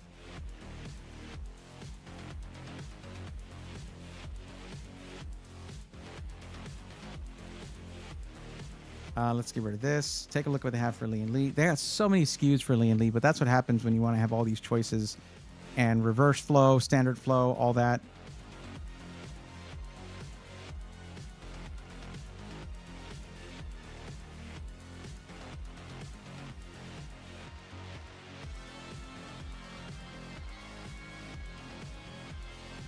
So there are these 3-packs. That's for the LCD. I don't support those fans. I don't like them. Here's the SL wireless. These are standard flow, so you would need one set of these. Do they have the reverse flow? They do. One in stock. That's one. We need one more pack. One more 3-pack. It's so frustrating. Yeah, I don't know. Even if you went with the Lee and Lee case, you would still be in the same situation. Well, there's these. Hold on. Oh, these are the wireless ones. These are also wired. What the? TL120 V2 SL. Wait, what's the difference? The aesthetic, I guess.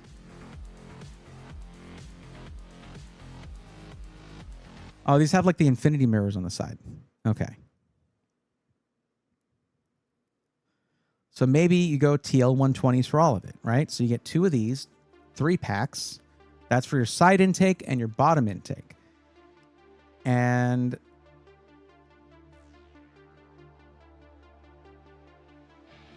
what? What's the difference? Oh, LCDs. Again. God, Lee and Lee, you're driving me out of my mind. And then you get 1 set of these for your radiator. So if you want to go all Lee and Lee, you totally can. The only thing that you'll be missing is the controller. Because these use a wireless controller, a wireless USB controller. You don't have to run any RGB cables to it. It's just powered like normal, but it doesn't have separate cables for RGB. That's all controlled with the wireless dongle thing. So that's an option. You can get all they get. I'll go ahead and throw these on there. You can choose not to get them if you want. It's up to you, but you would be removing the fans from the case that it comes with. So these regular flow ones go on the AIO radiator. And I guess we can look for, I don't think they had a Lee and Lee AIO though. So it would just be the Arctic cooler, but with Lee and Lee fans on it. And then we get additional ones, and it was not the SL, it was these. Reverse blade. We get that, and we change the quantity to 2, and then you have 9 fans. The only thing that's not covered with this is the rear exhaust fan.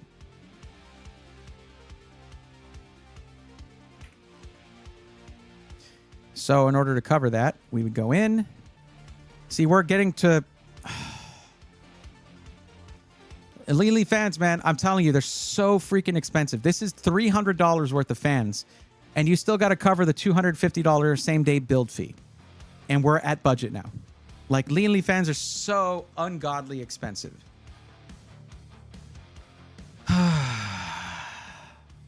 And the only ones they have enough of them in stock are the wireless ones, which are a little bit more.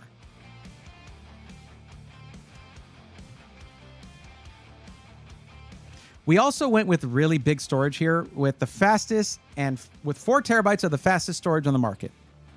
We can bring that down to 2 if you want, and you can add storage later on. It's one of the easiest things you can do for your build. And for a video editing PC, you will be adding storage.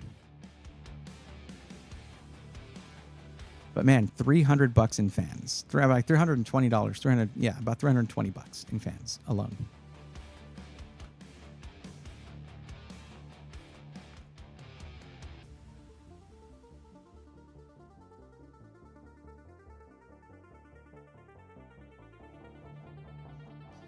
What I could do is I can look at, hold on.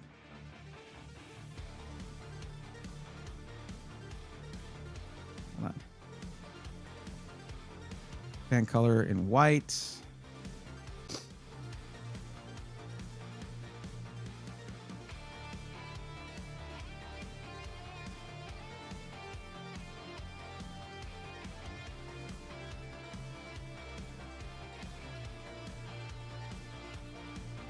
I have a lot of NZXT and a lot of Corsair and a lot of Lee & Lee. None of which is what I'm looking for.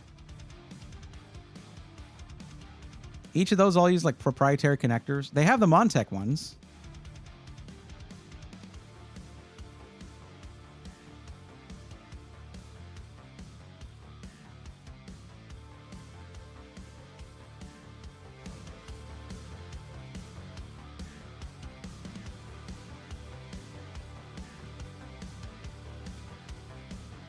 Okay.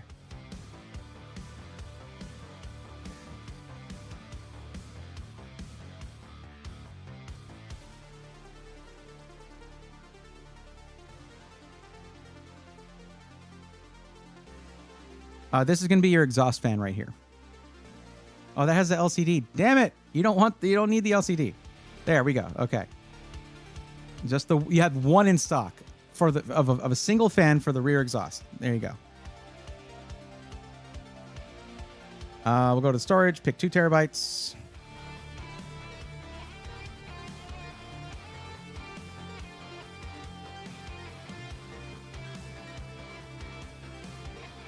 There you go. Same storage. Like $220 less. And now, with the same day pro assembly, it'll be just a hair over $4,000. There you go. Now, here's another thing. What you're going to want to do is you're going to want to tell them, hey, install Windows 11 Home, but do not activate it. Otherwise, they charge you $120. You can just get an OEM license from companies like the one that sponsors some of my YouTube videos, VIP CDK Deals, and it's like $25 for a Windows 11 Home OEM license, just like the big OEM companies use. Okay, so that's what I would do instead of paying $120 for Windows. Just refer to one of my previous SI Weekly episodes for links for that. It'll all be there. And there you go. There's your build. That took a long time. I'm sorry, everybody. But yeah, there was a lot of sidetrackness to that.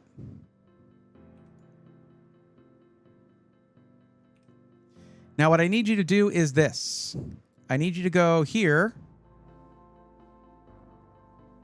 And you need to save this build.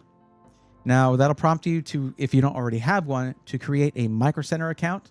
If you do have one, it'll prompt you to log in if you're not already logged in. That'll allow you to save the build to your account, and then you can just purchase it at any time. You would need to do the same day pro assembly, and that brings it up to $4,037. Now, if you want to get 2 or 3 year system protection, that is extra, but there you go. I do need you to save the build as soon as you can. I'm guessing I'm not going to do another build tonight. But if I did do another Micro Center build, that would be it. Yeah, I wanted to get a Talon from Falcon Northwest, but it would have been $7,000. Yeah, Apocalyptic. The price you pay for the proprietary case, which is a solid case. I do mean solid.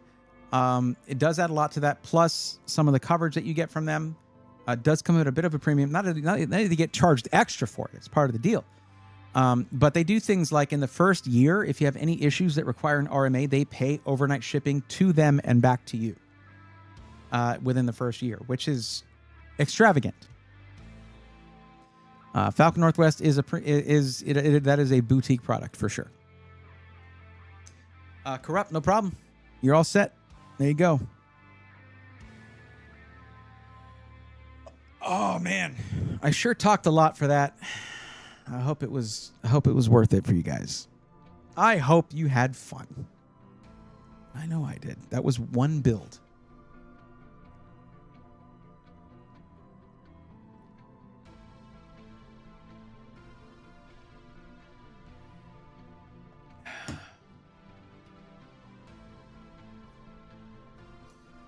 So that would conclude that one build. We don't have another one to do right now.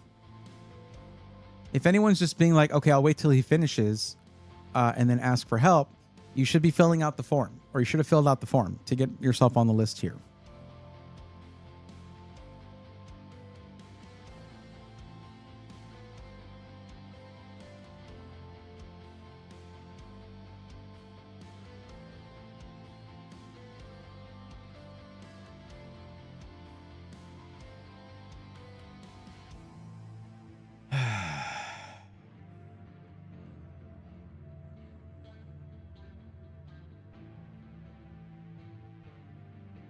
Man, I got to tell you guys, there's something really clear about the difference between Twitch viewers and YouTube viewers. And this is not a disparaging thing towards YouTube viewers at all. But I think YouTube viewers are much more into, like, they're much more, I would say, creatures of habit. Like I've got my standard, a little bit low, but somewhat standard number of viewers on Twitch. But on YouTube, because it's not a typical day for me to stream, it is much lower. Hey, Brandon, thoughts on mini PCs? My in-laws need a new PC, but they only use it for web stuff. I have never reviewed one, Dan.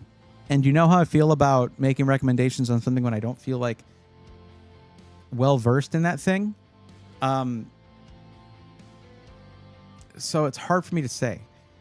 I would look at reviews for those from people who review them a lot. Who reviews those? Who have I seen review mini PCs? I mean, I guess I've seen Linus Tech Tips do a few of them. Maybe. I know the couple that Gamers Nexus looked at were generally when they found a bad story to cover. Like the Minis Forum, liquid metal situation, all that kind of stuff.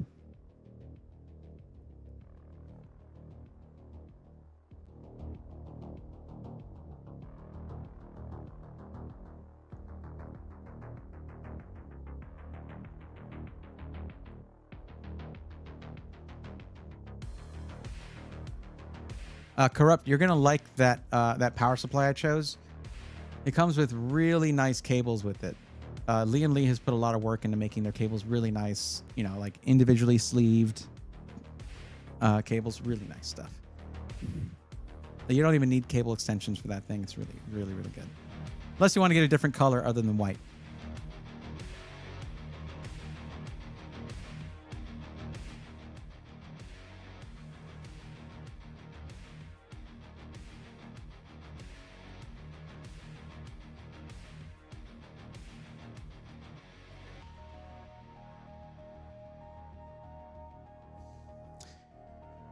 Zephyrian 465, what's going on? Thoughts on 9950X 3D and 9070 XT? I know for a fact I want the 9950X 3D, but I don't know what GPU. First build ever. Zephyrian, without knowing what you're going to use it for, I couldn't tell you whether that's the right CPU for you or the right GPU for you. I don't know what you're using your system for. That's what we have the list. That's what we have the form for.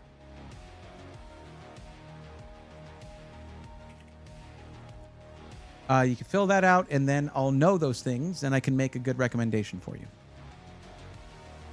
That's my issue, too. I don't know much about them. Don't think I need to build them a full-blown PC just for web browsing. I know this is a gaming channel, lol. Is it a gaming channel? It's more of a desktop PC channel for, like, whatever your need might be. I think I do a good job of trying to focus on not just gaming, but most people do want that.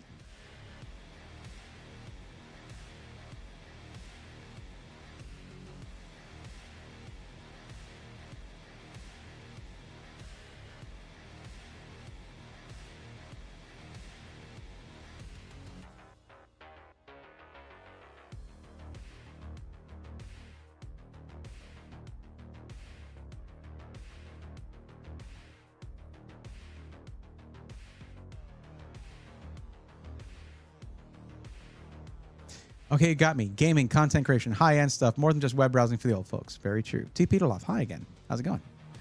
I'll do that. Hydrate time.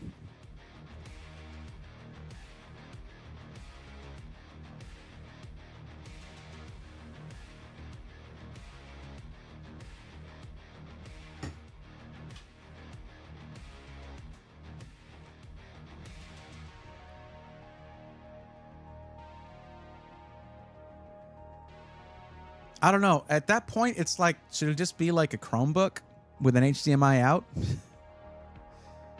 Nah, Chromebooks are notoriously like, oh, give it a year, they'll be slow as dirt, you know? I would actually look at something like, you know, just an open box HP kind of thing. Oh, by the way, you're interested in an RGB light box. I'm starting to do those with my printer. You can do those with your printer? I mean, yeah. Just let me know how much, man, and what sizes you can do. My new MacBook Pro arrived. Interesting.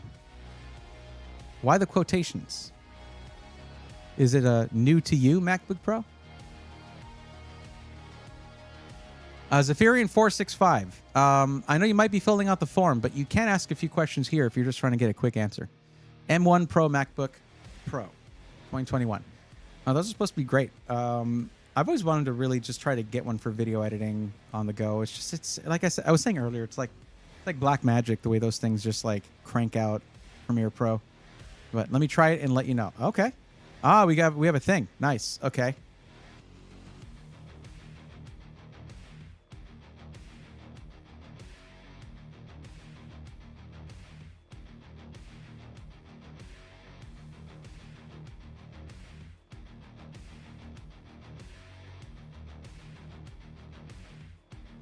Okay. I got the 10 CPU, 16 GPU, 16 gigs RAM, 1 terabyte SSD. Okay. Probably about the size of the Twitch logo in the background. Okay.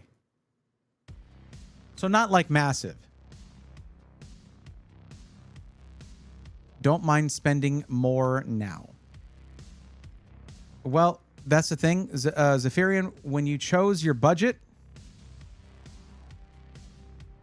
it's supposed to right off the bat be whatever your actual maximum amount is. I've highlighted that in like 14 different ways.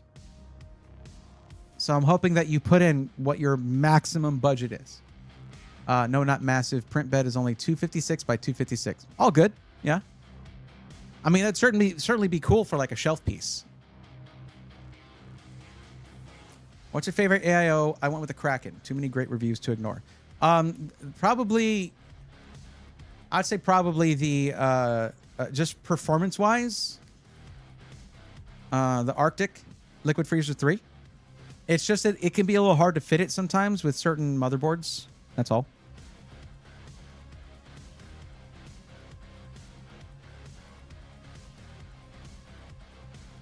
Okay, so we're going to do another Micro Center build for the Charlotte, North Carolina Micro Center. For gaming, content creation, video editing, and graphic design. Well, I mean, if you're doing Micro Center, there's no shipping.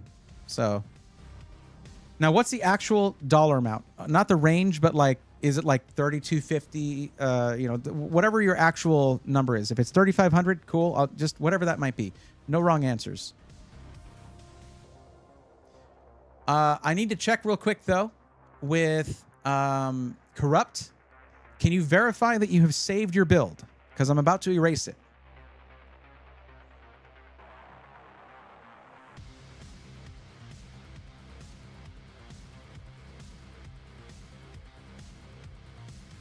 Oh, Zephyrian, one thing, it's a formality. But can you, I mean, as long as you just followed the channel, you should have this emote available. There's an emote that says, I'm on the list.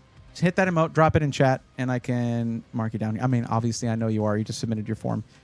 But just a thing to verify for me that you did the free thing of following the Twitch channel. Basically, the only thing I ask if I'm given free help. Yep, there you go. All right, perfect. And that means you get one of these. There we go. Now, one thing I wanted to take note of here is that when asked if you plan on upgrading your CPU over time, you said no. I've been in the Discord too. Lots of helpful people in there. Nice. So check this out. Thank you, Anwar. Appreciate that. Check this out. So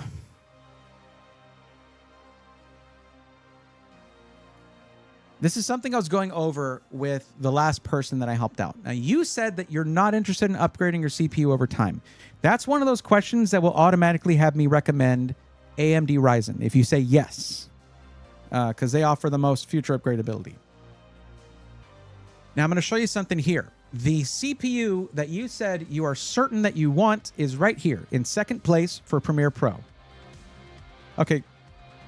Corrupt. Good to hear. Zephyrian, let me ask you real quick. What is the software you're going to be using for editing video? Because you listed, what was it? Gaming, content creation / video editing, and graphic design. What is the video editing software you're going to be using?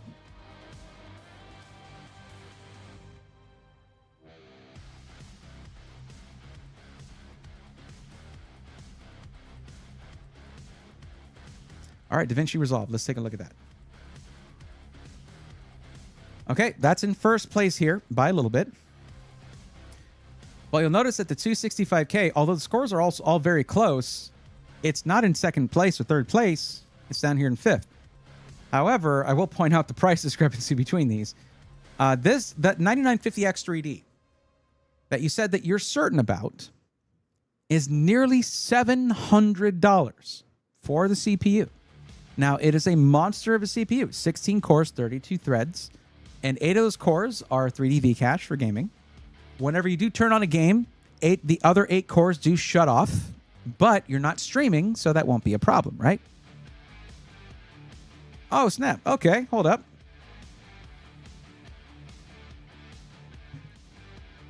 Civic Medium just raided with a party of 4. Let's go, nerds. Welcome, raiders, to the stream. Civic, how was your stream? Let's see what you were doing.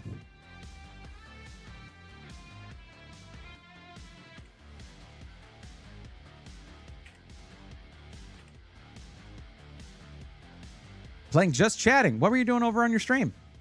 Opening cards. Nice. Okay. Hope you pulled something good. And thank you for the raid. Appreciate that. We're currently helping somebody do a gaming and content creation machine right now over at Micro Center in Charlotte, North Carolina. I haven't changed the location yet. We just started this, actually.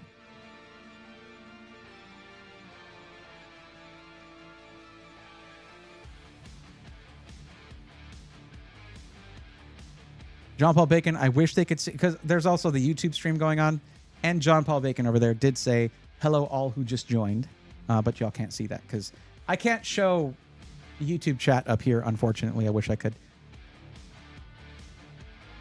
I have 2. You helped me with both. Nice. Oh, snap. All right, hold up. Got to go back to this. Because Braxton1823 just gifted 5 tier 1 subs to the community. Let's go, nerds.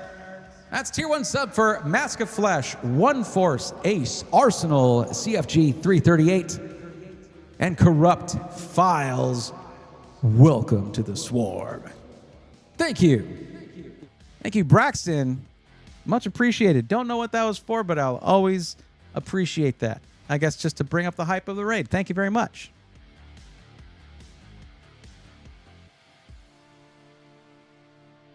So I said 9950X 3D from learning about it 24 hours ago. So I may be a bit biased off the handful of YouTube vids I saw. So here's the deal, and this is for everybody. Heck, even for the raiders who just came in. I want y'all to understand something about AMD's 3D V-Cache or X3D chips.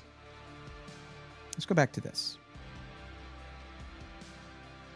You're going to see reviews all over the place talking about how they're the best thing since sliced bread, and they are great when it comes to gaming at 1080p, and that's it. They literally do not help in any way at 1440p resolution or higher. Oops. That's a $500 CPU for nothing, or $700 for the 9950X 3D. Oh. And Zephyrian just gifted 5 tier 1 subs to the community. Let's go, nerds. That is a tier 1 sub for Piptaker 86, Simpilot 21, Klepto, Urkzilla, and The Will. Welcome to the Swarm. I should put some reverb on that. I really should. Thank you very much, Zephyrian 465. Hang on a second.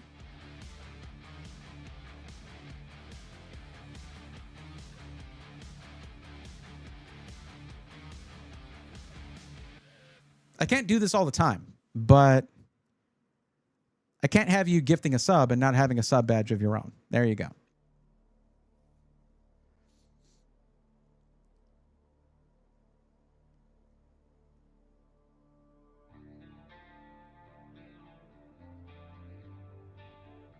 Thank you very much. You can just say Zeph. All right, Zeph, you got it. You can just say Bray. Yeah. Thank you very much. Just the two of you got us to a level 3 hype train, just like that. I appreciate you guys. Thank you. What was I saying? So, okay, I was talking about the 3D VCache chips. Watch those reviews again, or at least just pick one of them.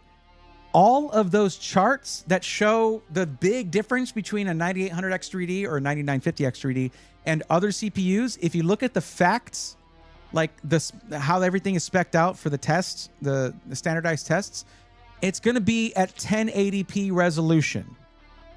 Once they change that to 1440p or higher, all those differences smash down to like nothing.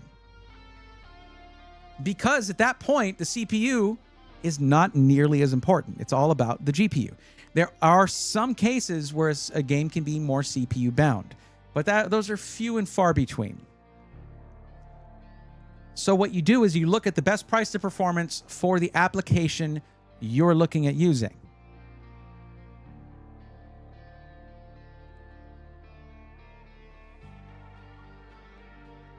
Braxton, thank you for the... Oh, hold on. That deserves...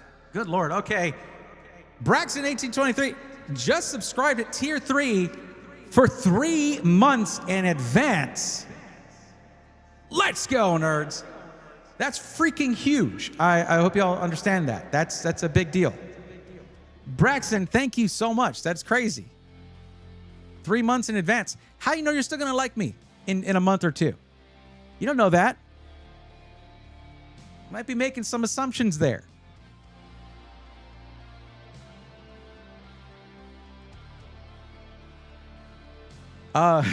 Thank you very much.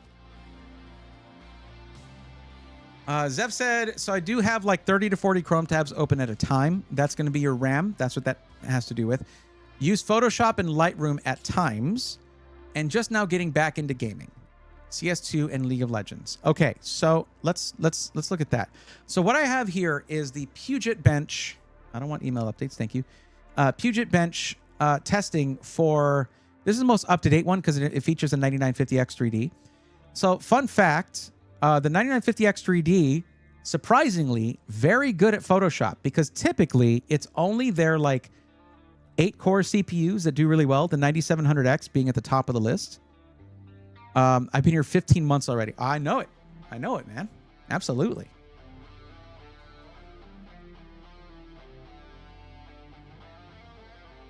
And just because y'all got us into a hype train, it snoozed the ad automatically. Thank you for that. So it could be that the 9950X3D actually does make sense for you because it performs so well in Photoshop. Let's look at Lightroom. And Lightroom Classic, it's like in third place. The top CPU for that is in the Intel Core Ultra 9 285K. And that's like a $570 CPU versus the $670 9950X3D. Are open world games like GTA more CPU bound? Apocalyptic, generally, it's going to be GPU bound at a higher resolution. If you're 1080p, then things do become more reliant upon the CPU. And I can't say that for all open world games. It's going to be, some have more CPU dependencies. Zephyrian 465. I say the whole name when it's one of these, by the way. Gifted a tier 1 sub to Robert Fixit. Let's go, nerds. Thank you for gifting a sub right back. I appreciate it. Paying forward the gifted sub that I gifted to them. Thank you very much. I gotta tell you guys, it helps so much. Yesterday and the day before, I was so under the weather from what I was talking about at the beginning of the stream. It's really nice to have you guys come in and hype things up. I really, really appreciate it. Thank you very much. I should be better tomorrow. I am getting my meds tomorrow, so it should be better tomorrow. Yeah, Robert, welcome back to the Twitch swarm, I guess. Thank you. Thank you to Zeph. Okay, so all right. I'm more and more convinced that maybe the 9950X 3D actually works in this context. The thing where I don't like the 9950X 3D is if you're a streamer. If you're a streamer and you stream games, you don't want half of your CPU shutting down. Because you might have a really complex stream. You might be running a whole bunch of stuff in the background that actually do require CPU cores, things like that. And then you're cutting yourself off at the knees using that 9950X 3D. But if you're not streaming, you're not going to be necessarily hurting too much for that. And going by what you said there, gaming, content creation, and graphic design, you should be fine. So a little more context. I day trade a lot, watch a lot of YouTube, and casually game.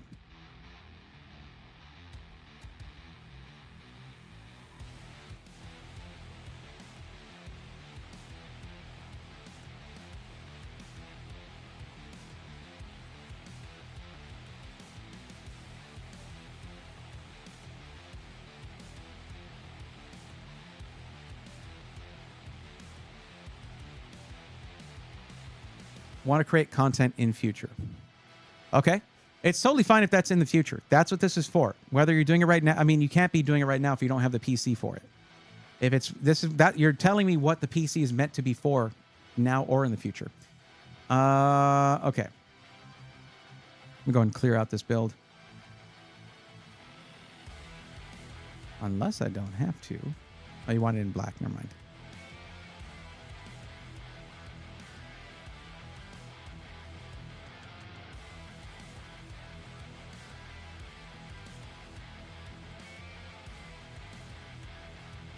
The reason I was bringing up a lot of this stuff is my current favorite CPU for content creation is the Intel Core Ultra 7 265K because it's a fraction of the price of all these other CPUs. No. Hold on. It's a fraction of the price of all these other CPUs, and its performance is nearly on par with all of them.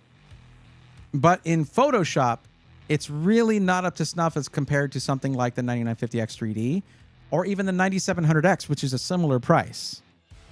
But the 9950X 3D is the most expensive consumer-grade CPU, desktop CPU on the market, period, at nearly $700. For the last 10 years, we've just been getting Asus ROG laptops, highest at the time. I got that. I'm trying to check my posture. Braxton, I'm doing my best. I checked it. It is still there.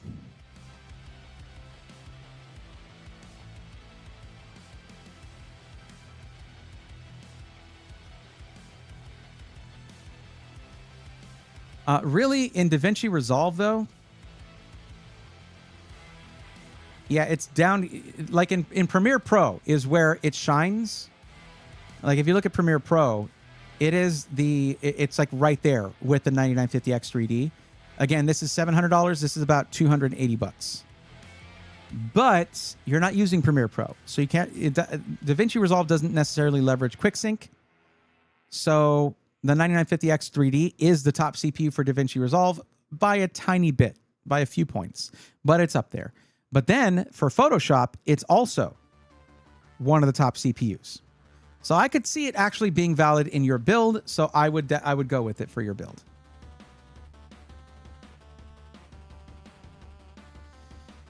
Yeah, I mean, it's just when it comes down to it, like in Photoshop, it's down here rather than being like way up there. And you're not using Premiere Pro. Oh my God, this has so many things covering up my freaking stream. Stop it. My chat. Thank you guys for the hype train. I appreciate it. What do we get? Level 4. Thank you.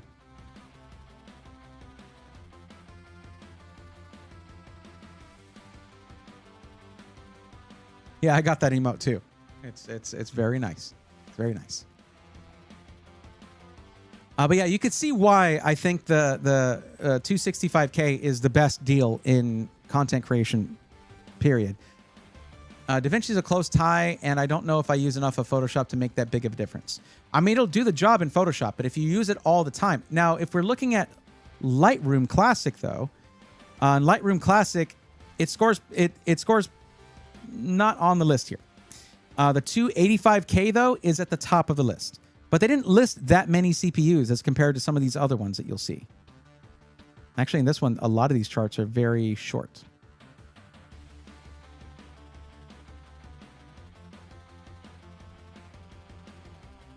Now, the other side of it, though, is that I probably wouldn't recommend a crazy GPU for you. You're just getting back into gaming kind of casually, and not at 4K, but 1440p. A 5070 Ti is the highest I would go. So that leaves leeway open for an expensive CPU in your build. So I would say, actually, considering the Photoshop performance and the DaVinci Resolve being at the top of the list, you can justify a 9950X3D. The one I wouldn't recommend is a 9900X3D because AMD continues to annoy me by putting 6 cores per CCD instead of 8 on the 3D V-Cache one and 4 on the higher frequency one, which to me would make more sense. What it turns out as is that when it's more expensive than 9800X3D, but when you go to game, even if you're gaming at 1080p where that 3D V-Cache would really make a difference, you're getting a 6-core 3D V-Cache chip instead of an 8-core like the cheaper 9800X3D. I know that was a lot of numbers and letters and whatnot. Just trust me, it's an awkward CPU.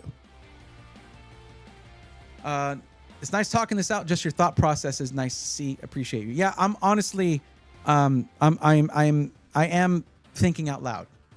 It's sort of a stream of consciousness thing going on. Good job going for DaVinci. Adobe sucks, says the editor who uses Adobe. Onward.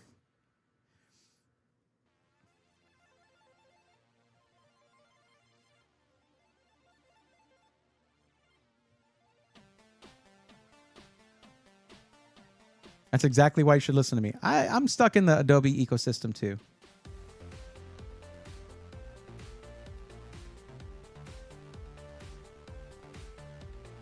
Honestly though, the 265K is just such a good deal. It's hard to pass up. But if you're looking to get the most CPU performance possible for all the applications you're using, it's going to be the 9950X3D pretty much in your specific use case. Not using Adobe, other than Photoshop and Lightroom, but not using Premiere Pro. It's interesting that you're doing that because usually it's like cheaper to just get the whole package along with Premiere Pro. But hey, doesn't mean you have to use it. But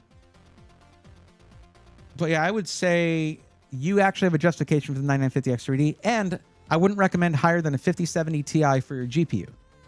You just don't need any higher than that. I mean, if we look at, let's see, that's Premiere Pro. Let's look at DaVinci Resolve.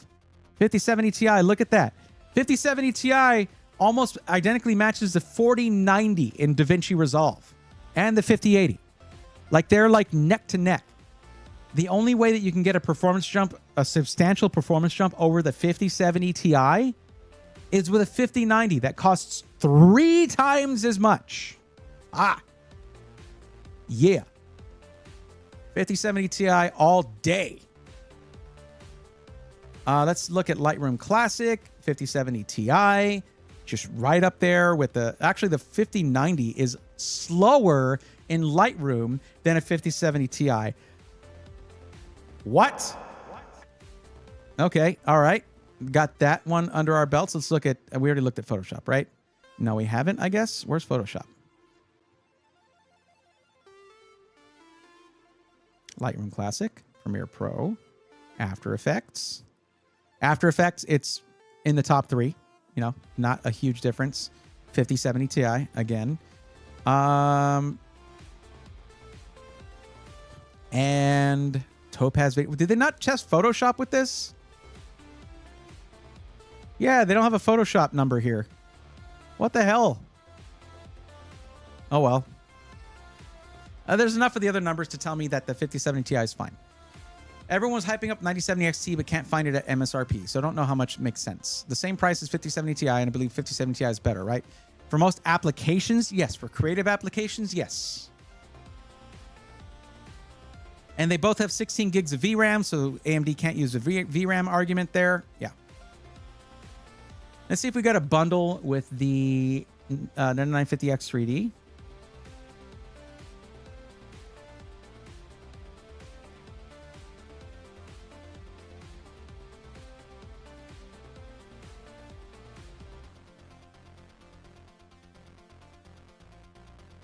They don't have a bundle with the 9950X 3D. Nope, just the 9950X and the 9800X 3D. Oops. Oh, well.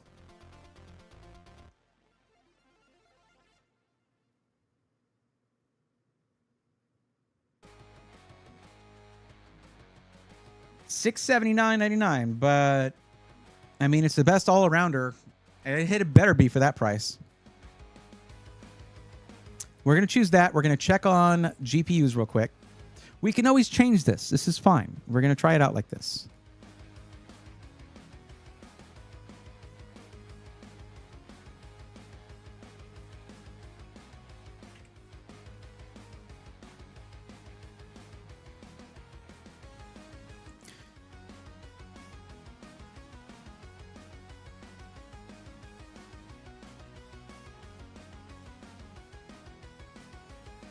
Okay, lowest priced 5070 Ti is $849 with the PNY NVIDIA Epic X.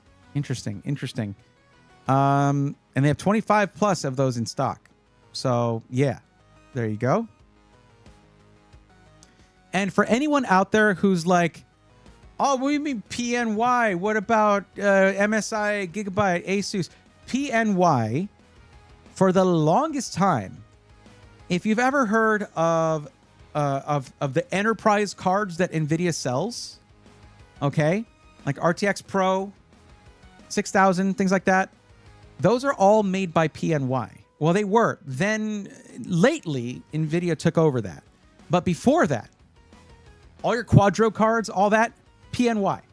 But when EVGA left being an add-in board partner for NVIDIA, that left a vacuum in the mainstream GPU brands. And PNY, both PNY and Zotac stepped up their game because of that. And PNY brings a lot of quality to their video cards. They make really solid stuff.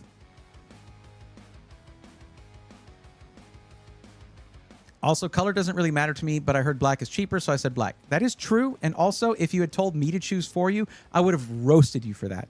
So thank you for making a decision. I appreciate it.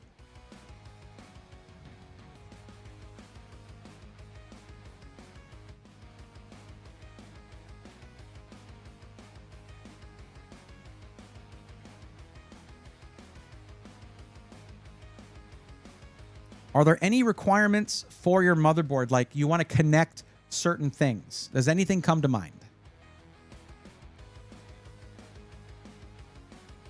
Just Wi-Fi?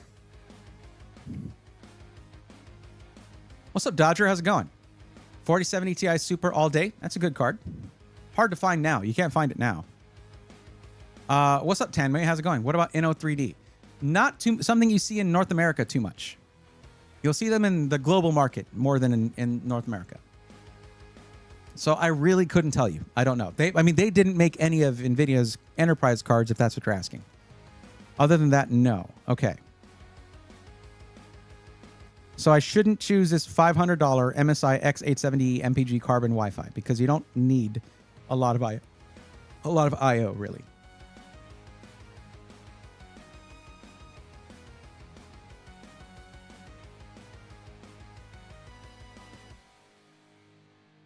How much better is the 4070 Ti Super over the 4070 Super? Not a ton better. They recently nerfed this GPU list, which really annoys me. Oh, that's not what I wanted, actually. No. Go. No.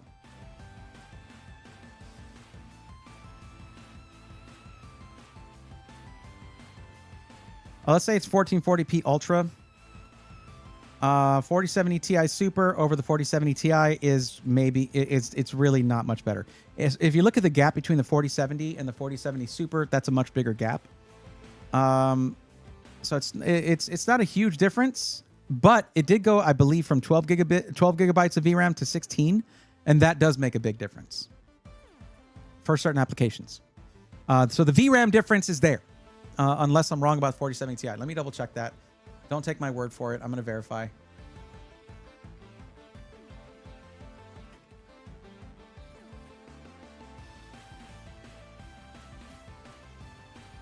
Yep, 12 gigs of VRAM versus 16. So that can make a good difference. Now going from the 4070 to 4070 Super, that can be double-digit numbers. Well, 10 to 15%, so depending on the application. Sometimes a little more. So yeah. Honestly, 4070 Super is more than enough for me for casual gaming and content creation. It's a great card. It's very versatile. 4070 Ti versus Super was supposed to drop prices and provide sensible VRAM options. Yeah, well, I mean, particularly on the 4080 Super, that one just dropped the price. Like, it did like nothing else. Yeah, Dodger, I figured it was 12 gigs of VRAM. I thought I remembered that, but I like to verify before I speak with any kind of confidence. All right, let's at least get X870E, but we'll look at, let's go to chipset.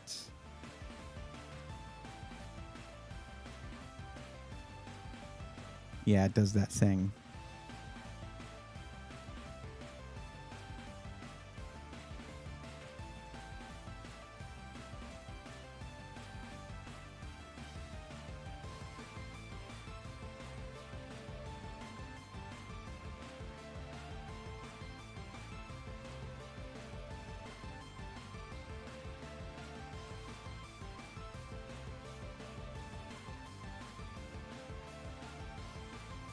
That's pretty solid. It does have 2.5 gig Ethernet, but it is Wi-Fi 7. You specified Wi-Fi as a main thing. You have dual USB 4. You have 6 faster USB connections and 4 standard USB 2.0 for like your keyboard, mouse, headset, things like that. 4 USB 3.2 Gen 1, which is 5 gigabit per second, and 2 USB 3.2 Gen 2, which is 10 gigabit per second in Type A format there, the standard USB rectangular connection, plus dual USB 4, which is 40 gigabit per second with DisplayPort out, 2.5 gig Ethernet, Wi-Fi 7. There you go. And how many M.2 sockets on this thing? We've got 4 of those. So there you go. I'm not going to really dig into things like whether your 4th M.2 is sharing bandwidth with this slot here. You're not streaming. You're not going to be connecting that much stuff there. And you're not going to need, you'll eventually need more storage, but you have plenty of M.2 sockets there for that. So how does a 9060 XT fare in terms of pricing and availability? 10 May?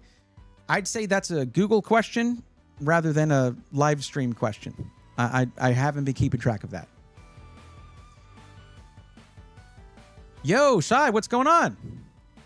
Thank you for the lurk and for letting me know you got good news. I'll look forward to hearing about that. Hope you're well, too. The white 4070 Super in your SkyTech King 95 looks clean in an all-white build and works beautifully. Thank you again for that. Horse Soda, thank you for liking it. I'm glad you do. That is a clean little card, too. I like how compact it is. It can be used in a full-size build or a small form factor build. It's a great card. Okay. Yeah, I'll go with this one here.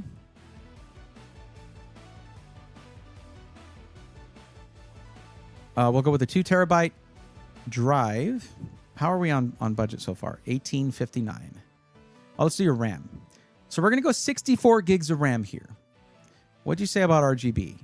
Yes, but not too much. Got it.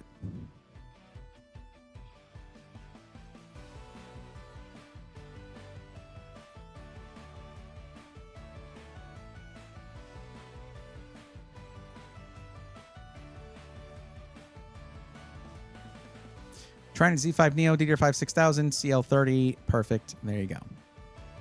64 gigs. I think I have at least some USB-Cs given everything moving to USB-C. Yeah, you got a couple on there. And you, of course, you're going to have your front panel USB-C. If you need to add in more USB-C ports, you can always get that with... you can always get that on an add-in card. Those are like $30. Now, if you want a lot of those, there's this motherboard here. And this is the one that I was initially looking at, but it's $500. But take a look at this.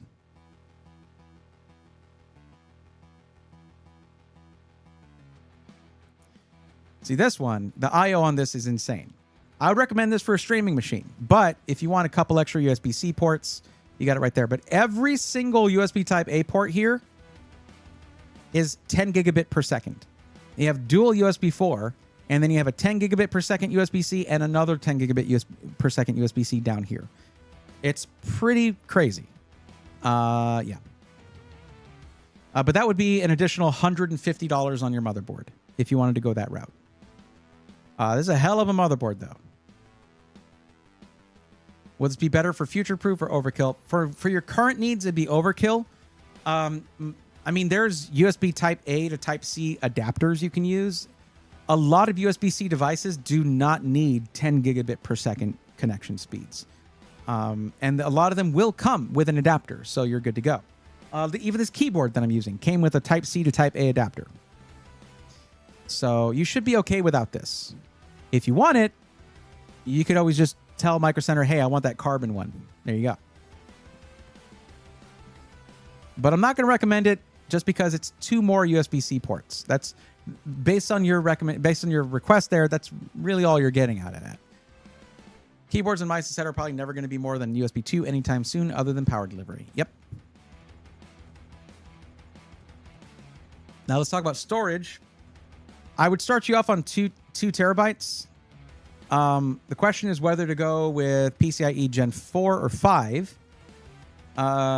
It's not going to make a huge difference for gaming, but for something like if you're moving large files for content creation from one fast drive to another, you can actually use that speed. It's just read and write is where it's going to be at. I was thinking 2 terabytes as well. So we can look at this 2 terabyte 9100 Pro from Samsung. It is $239, and the speeds are top of the class right here at 14,700 megabyte per second, up to sequential read speed, and up to 13,400 megabyte per second sequential write speeds, and competitive endurance on there with 1,200 terabytes written.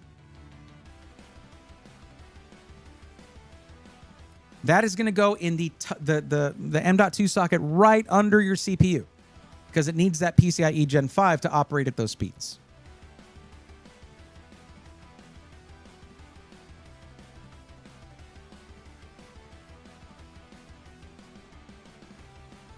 Was it? Yeah, it's down from $299.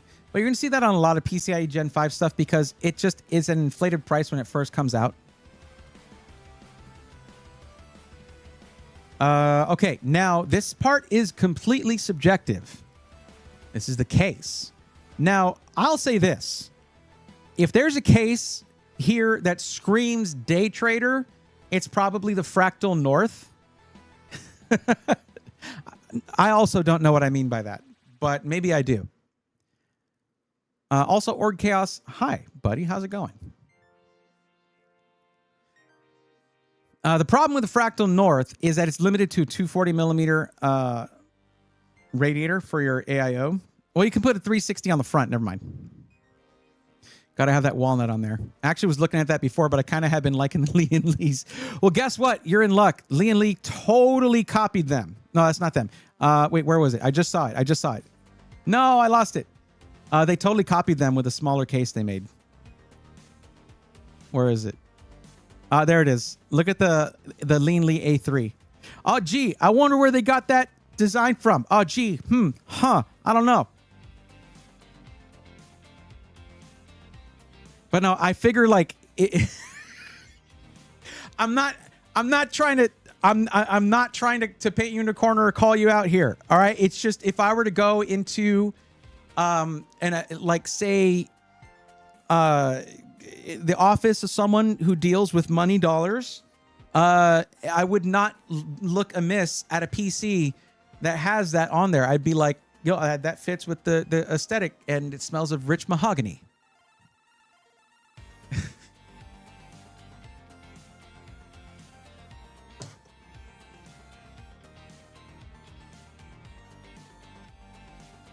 Anyway. Lee and Lee 011 is the more aesthetic I was thinking. All good. Fish tank case, yes. Okay.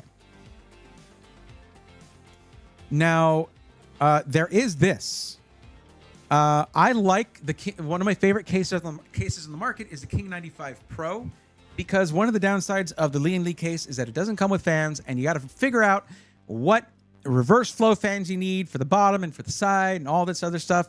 But with the King 95 Pro, it comes with the side intake reverse flow fans, the bottom intake reverse flow fans, and one fan on the back for exhaust. And all you do is you put in a 360 millimeter AIO, and then bam, you have all your exhaust on the top. You're done.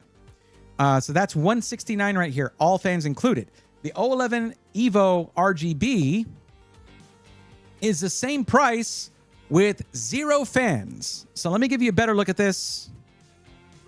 This has been a favorite case among the community of people I've been helping out. Here we go. Let me give you a better look at this. There we go.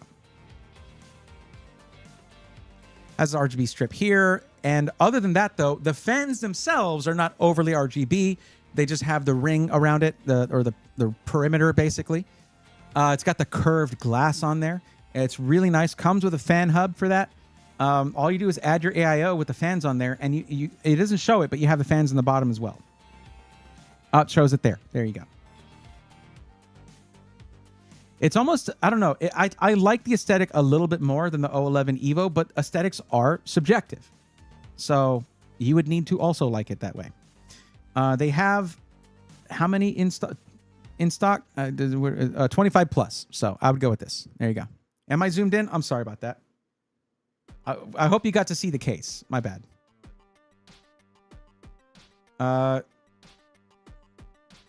There you go.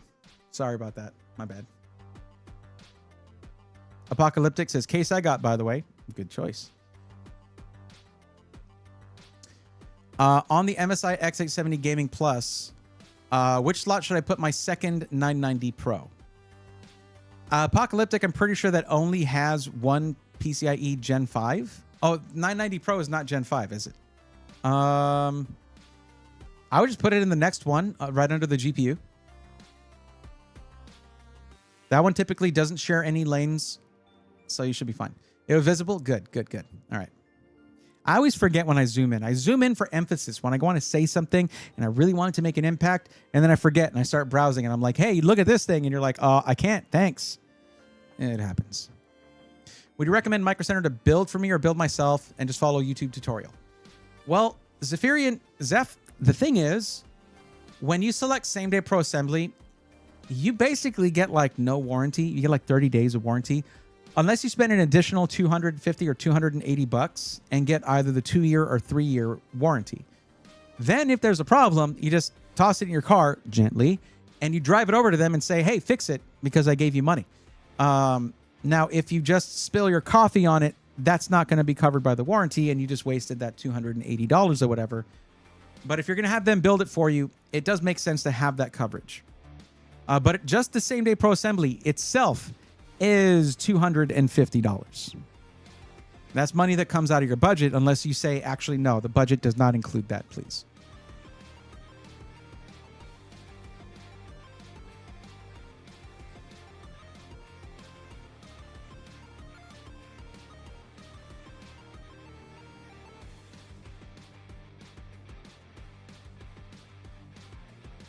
This is why I notate this at the beginning. I've forgotten what the max budget was. Okay. Let's go without assembly for now. Sounds good. All right, let's grab a power supply. I'd like to go with another one of those Lee & Lee ones. That thing is really nice, but it would have to be the black one to match the build. If they've got it. They don't always have these in stock. They don't have it in stock. Okay. No problem. Let's go with 1,000 watts for the power supply at minimum, because that gives you future upgradability. Oh, they do, but they have it only at 850. That's too bad, isn't it? 1,000 watts would allow you to later upgrade to something like, I don't know, probably a 6080 or whatever when those come out. 1,200 watts gives you even more upgradability. And the good thing about having extra wattage is that you don't use that wattage unless the system requests it. And if it does request more than 1,000 watts at some point, you'll be glad that you got more than 1,000 watts, but it generally won't. With a 5070 Ti, 850 is usually enough. So 1,000 is already going overboard. It's more about what you can put into it later. I would say 1,000 watts should be okay. Should I just get the Lee & Lee 1,000 watt from Amazon or something if you like? Well, the reason I like it for a dual chamber build... Oh, they have it here, actually. Hold on. Why did it have Lee & Lee grayed out before? That's really weird. It's right here. This is the one. You see how all the power connectors are facing the side like that? That's for dual chamber cases because the power supply mounts sideways, so you can plug into them really easily if you're doing the build. Here we have the 1000 watts. It's right there. 154. It's on sale. There we go. It's compatible. It's compatible with your build. I don't know why they're saying it's not. The King 95 Pro mounts the power supply sideways just like that. So I don't know what the heck. Liquid cooling. I guess we go Montec to make it all Montec.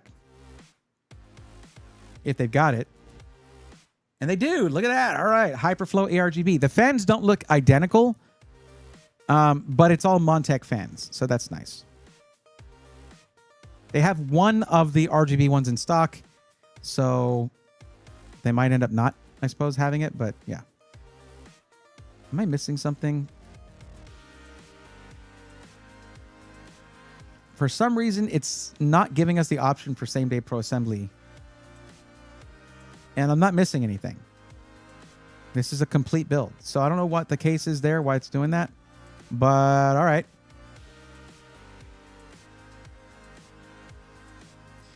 It's probably because of this, maybe. But here's what you'll do is you'll take this list to them and be like, hey, this is my build. This bald dude on the internet said it would be really good. But I couldn't pick same day Pro Assembly or not, you know, or just say, hey, this is my list. I want all these parts. There you go. But you can't purchase it online because you have to buy just the CPU in store. Isn't it crazy that you can buy the GPU not in store, but the CPU is in store only? That's crazy. If you don't know what, just trust me, that is crazy. All right. We're way under budget, actually. I could put a 5080 in here if you wanted to. I just don't really see a benefit to it.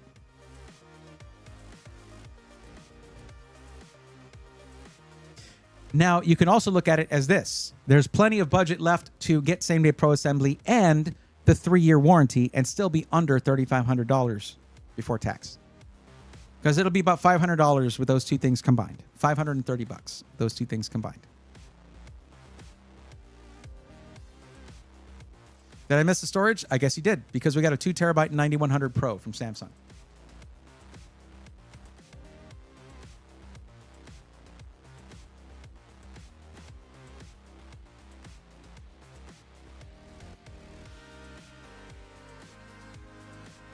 It is always nice. So here's what I'm going to do. I'm going to get this link right here. Put it in chat. There's your build. Okay. It says the right location, right? Charlotte, North. Yes. Now, with that in mind, what you need to do is go here and save this build. Right there. And if you don't already have a Micro Center account, if you already have a Micro Center account and you're logged in, it'll save the build to your account. If you don't yet have a Micro Center account or you're not logged in, it'll prompt you to do either of those things.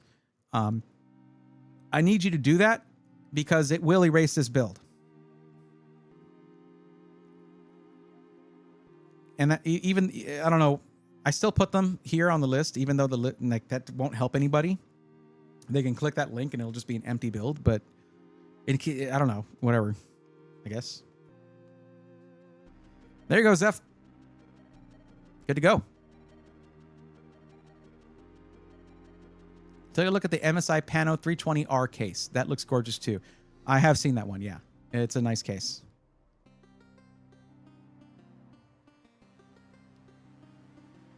Yeah, I saw that one, I think at CES last year. Unless that's a newer version of their panoramic case. No problem, Zeph. You're good. Thank you for the gifted subs. I appreciate that. Not necessary to get help, but always appreciated.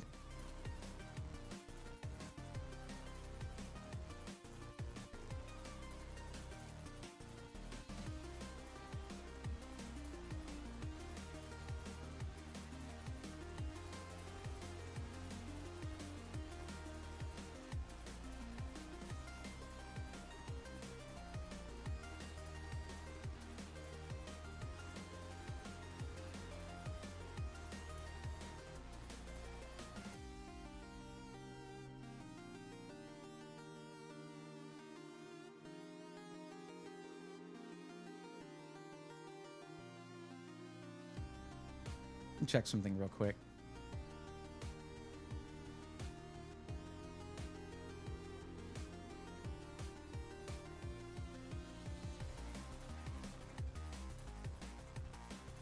All right. So that was let me know, Zeph, once you okay, so you got it, you're good, awesome. Let me go ahead and green this out then. So I hope you guys will do me a big favor. Everybody paying attention? Okay. I hope you guys do me a big favor and hang out, because we're gonna raid a friend of mine. Haven't been able to raid them in a long time. So please hang out, stick around. If you're watching on YouTube, you have probably about 30 seconds to click the link in the description to join the Twitch channel for the raid. And I'm giving you a deadline on something that's a favor to me, I know. But I would really appreciate it.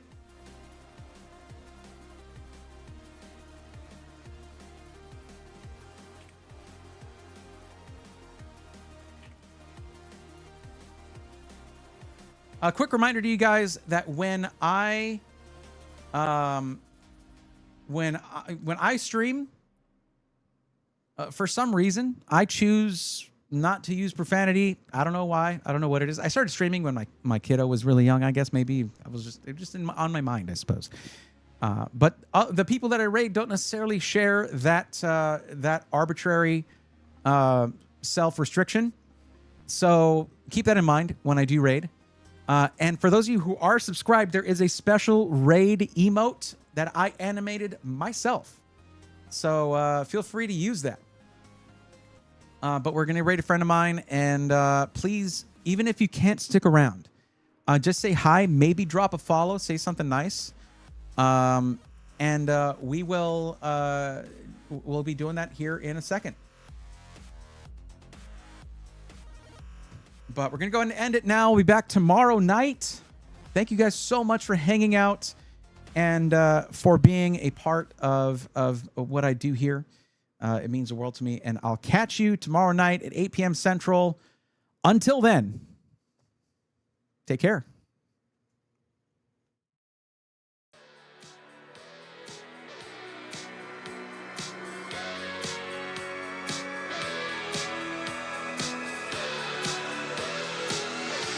Let's go, nerds!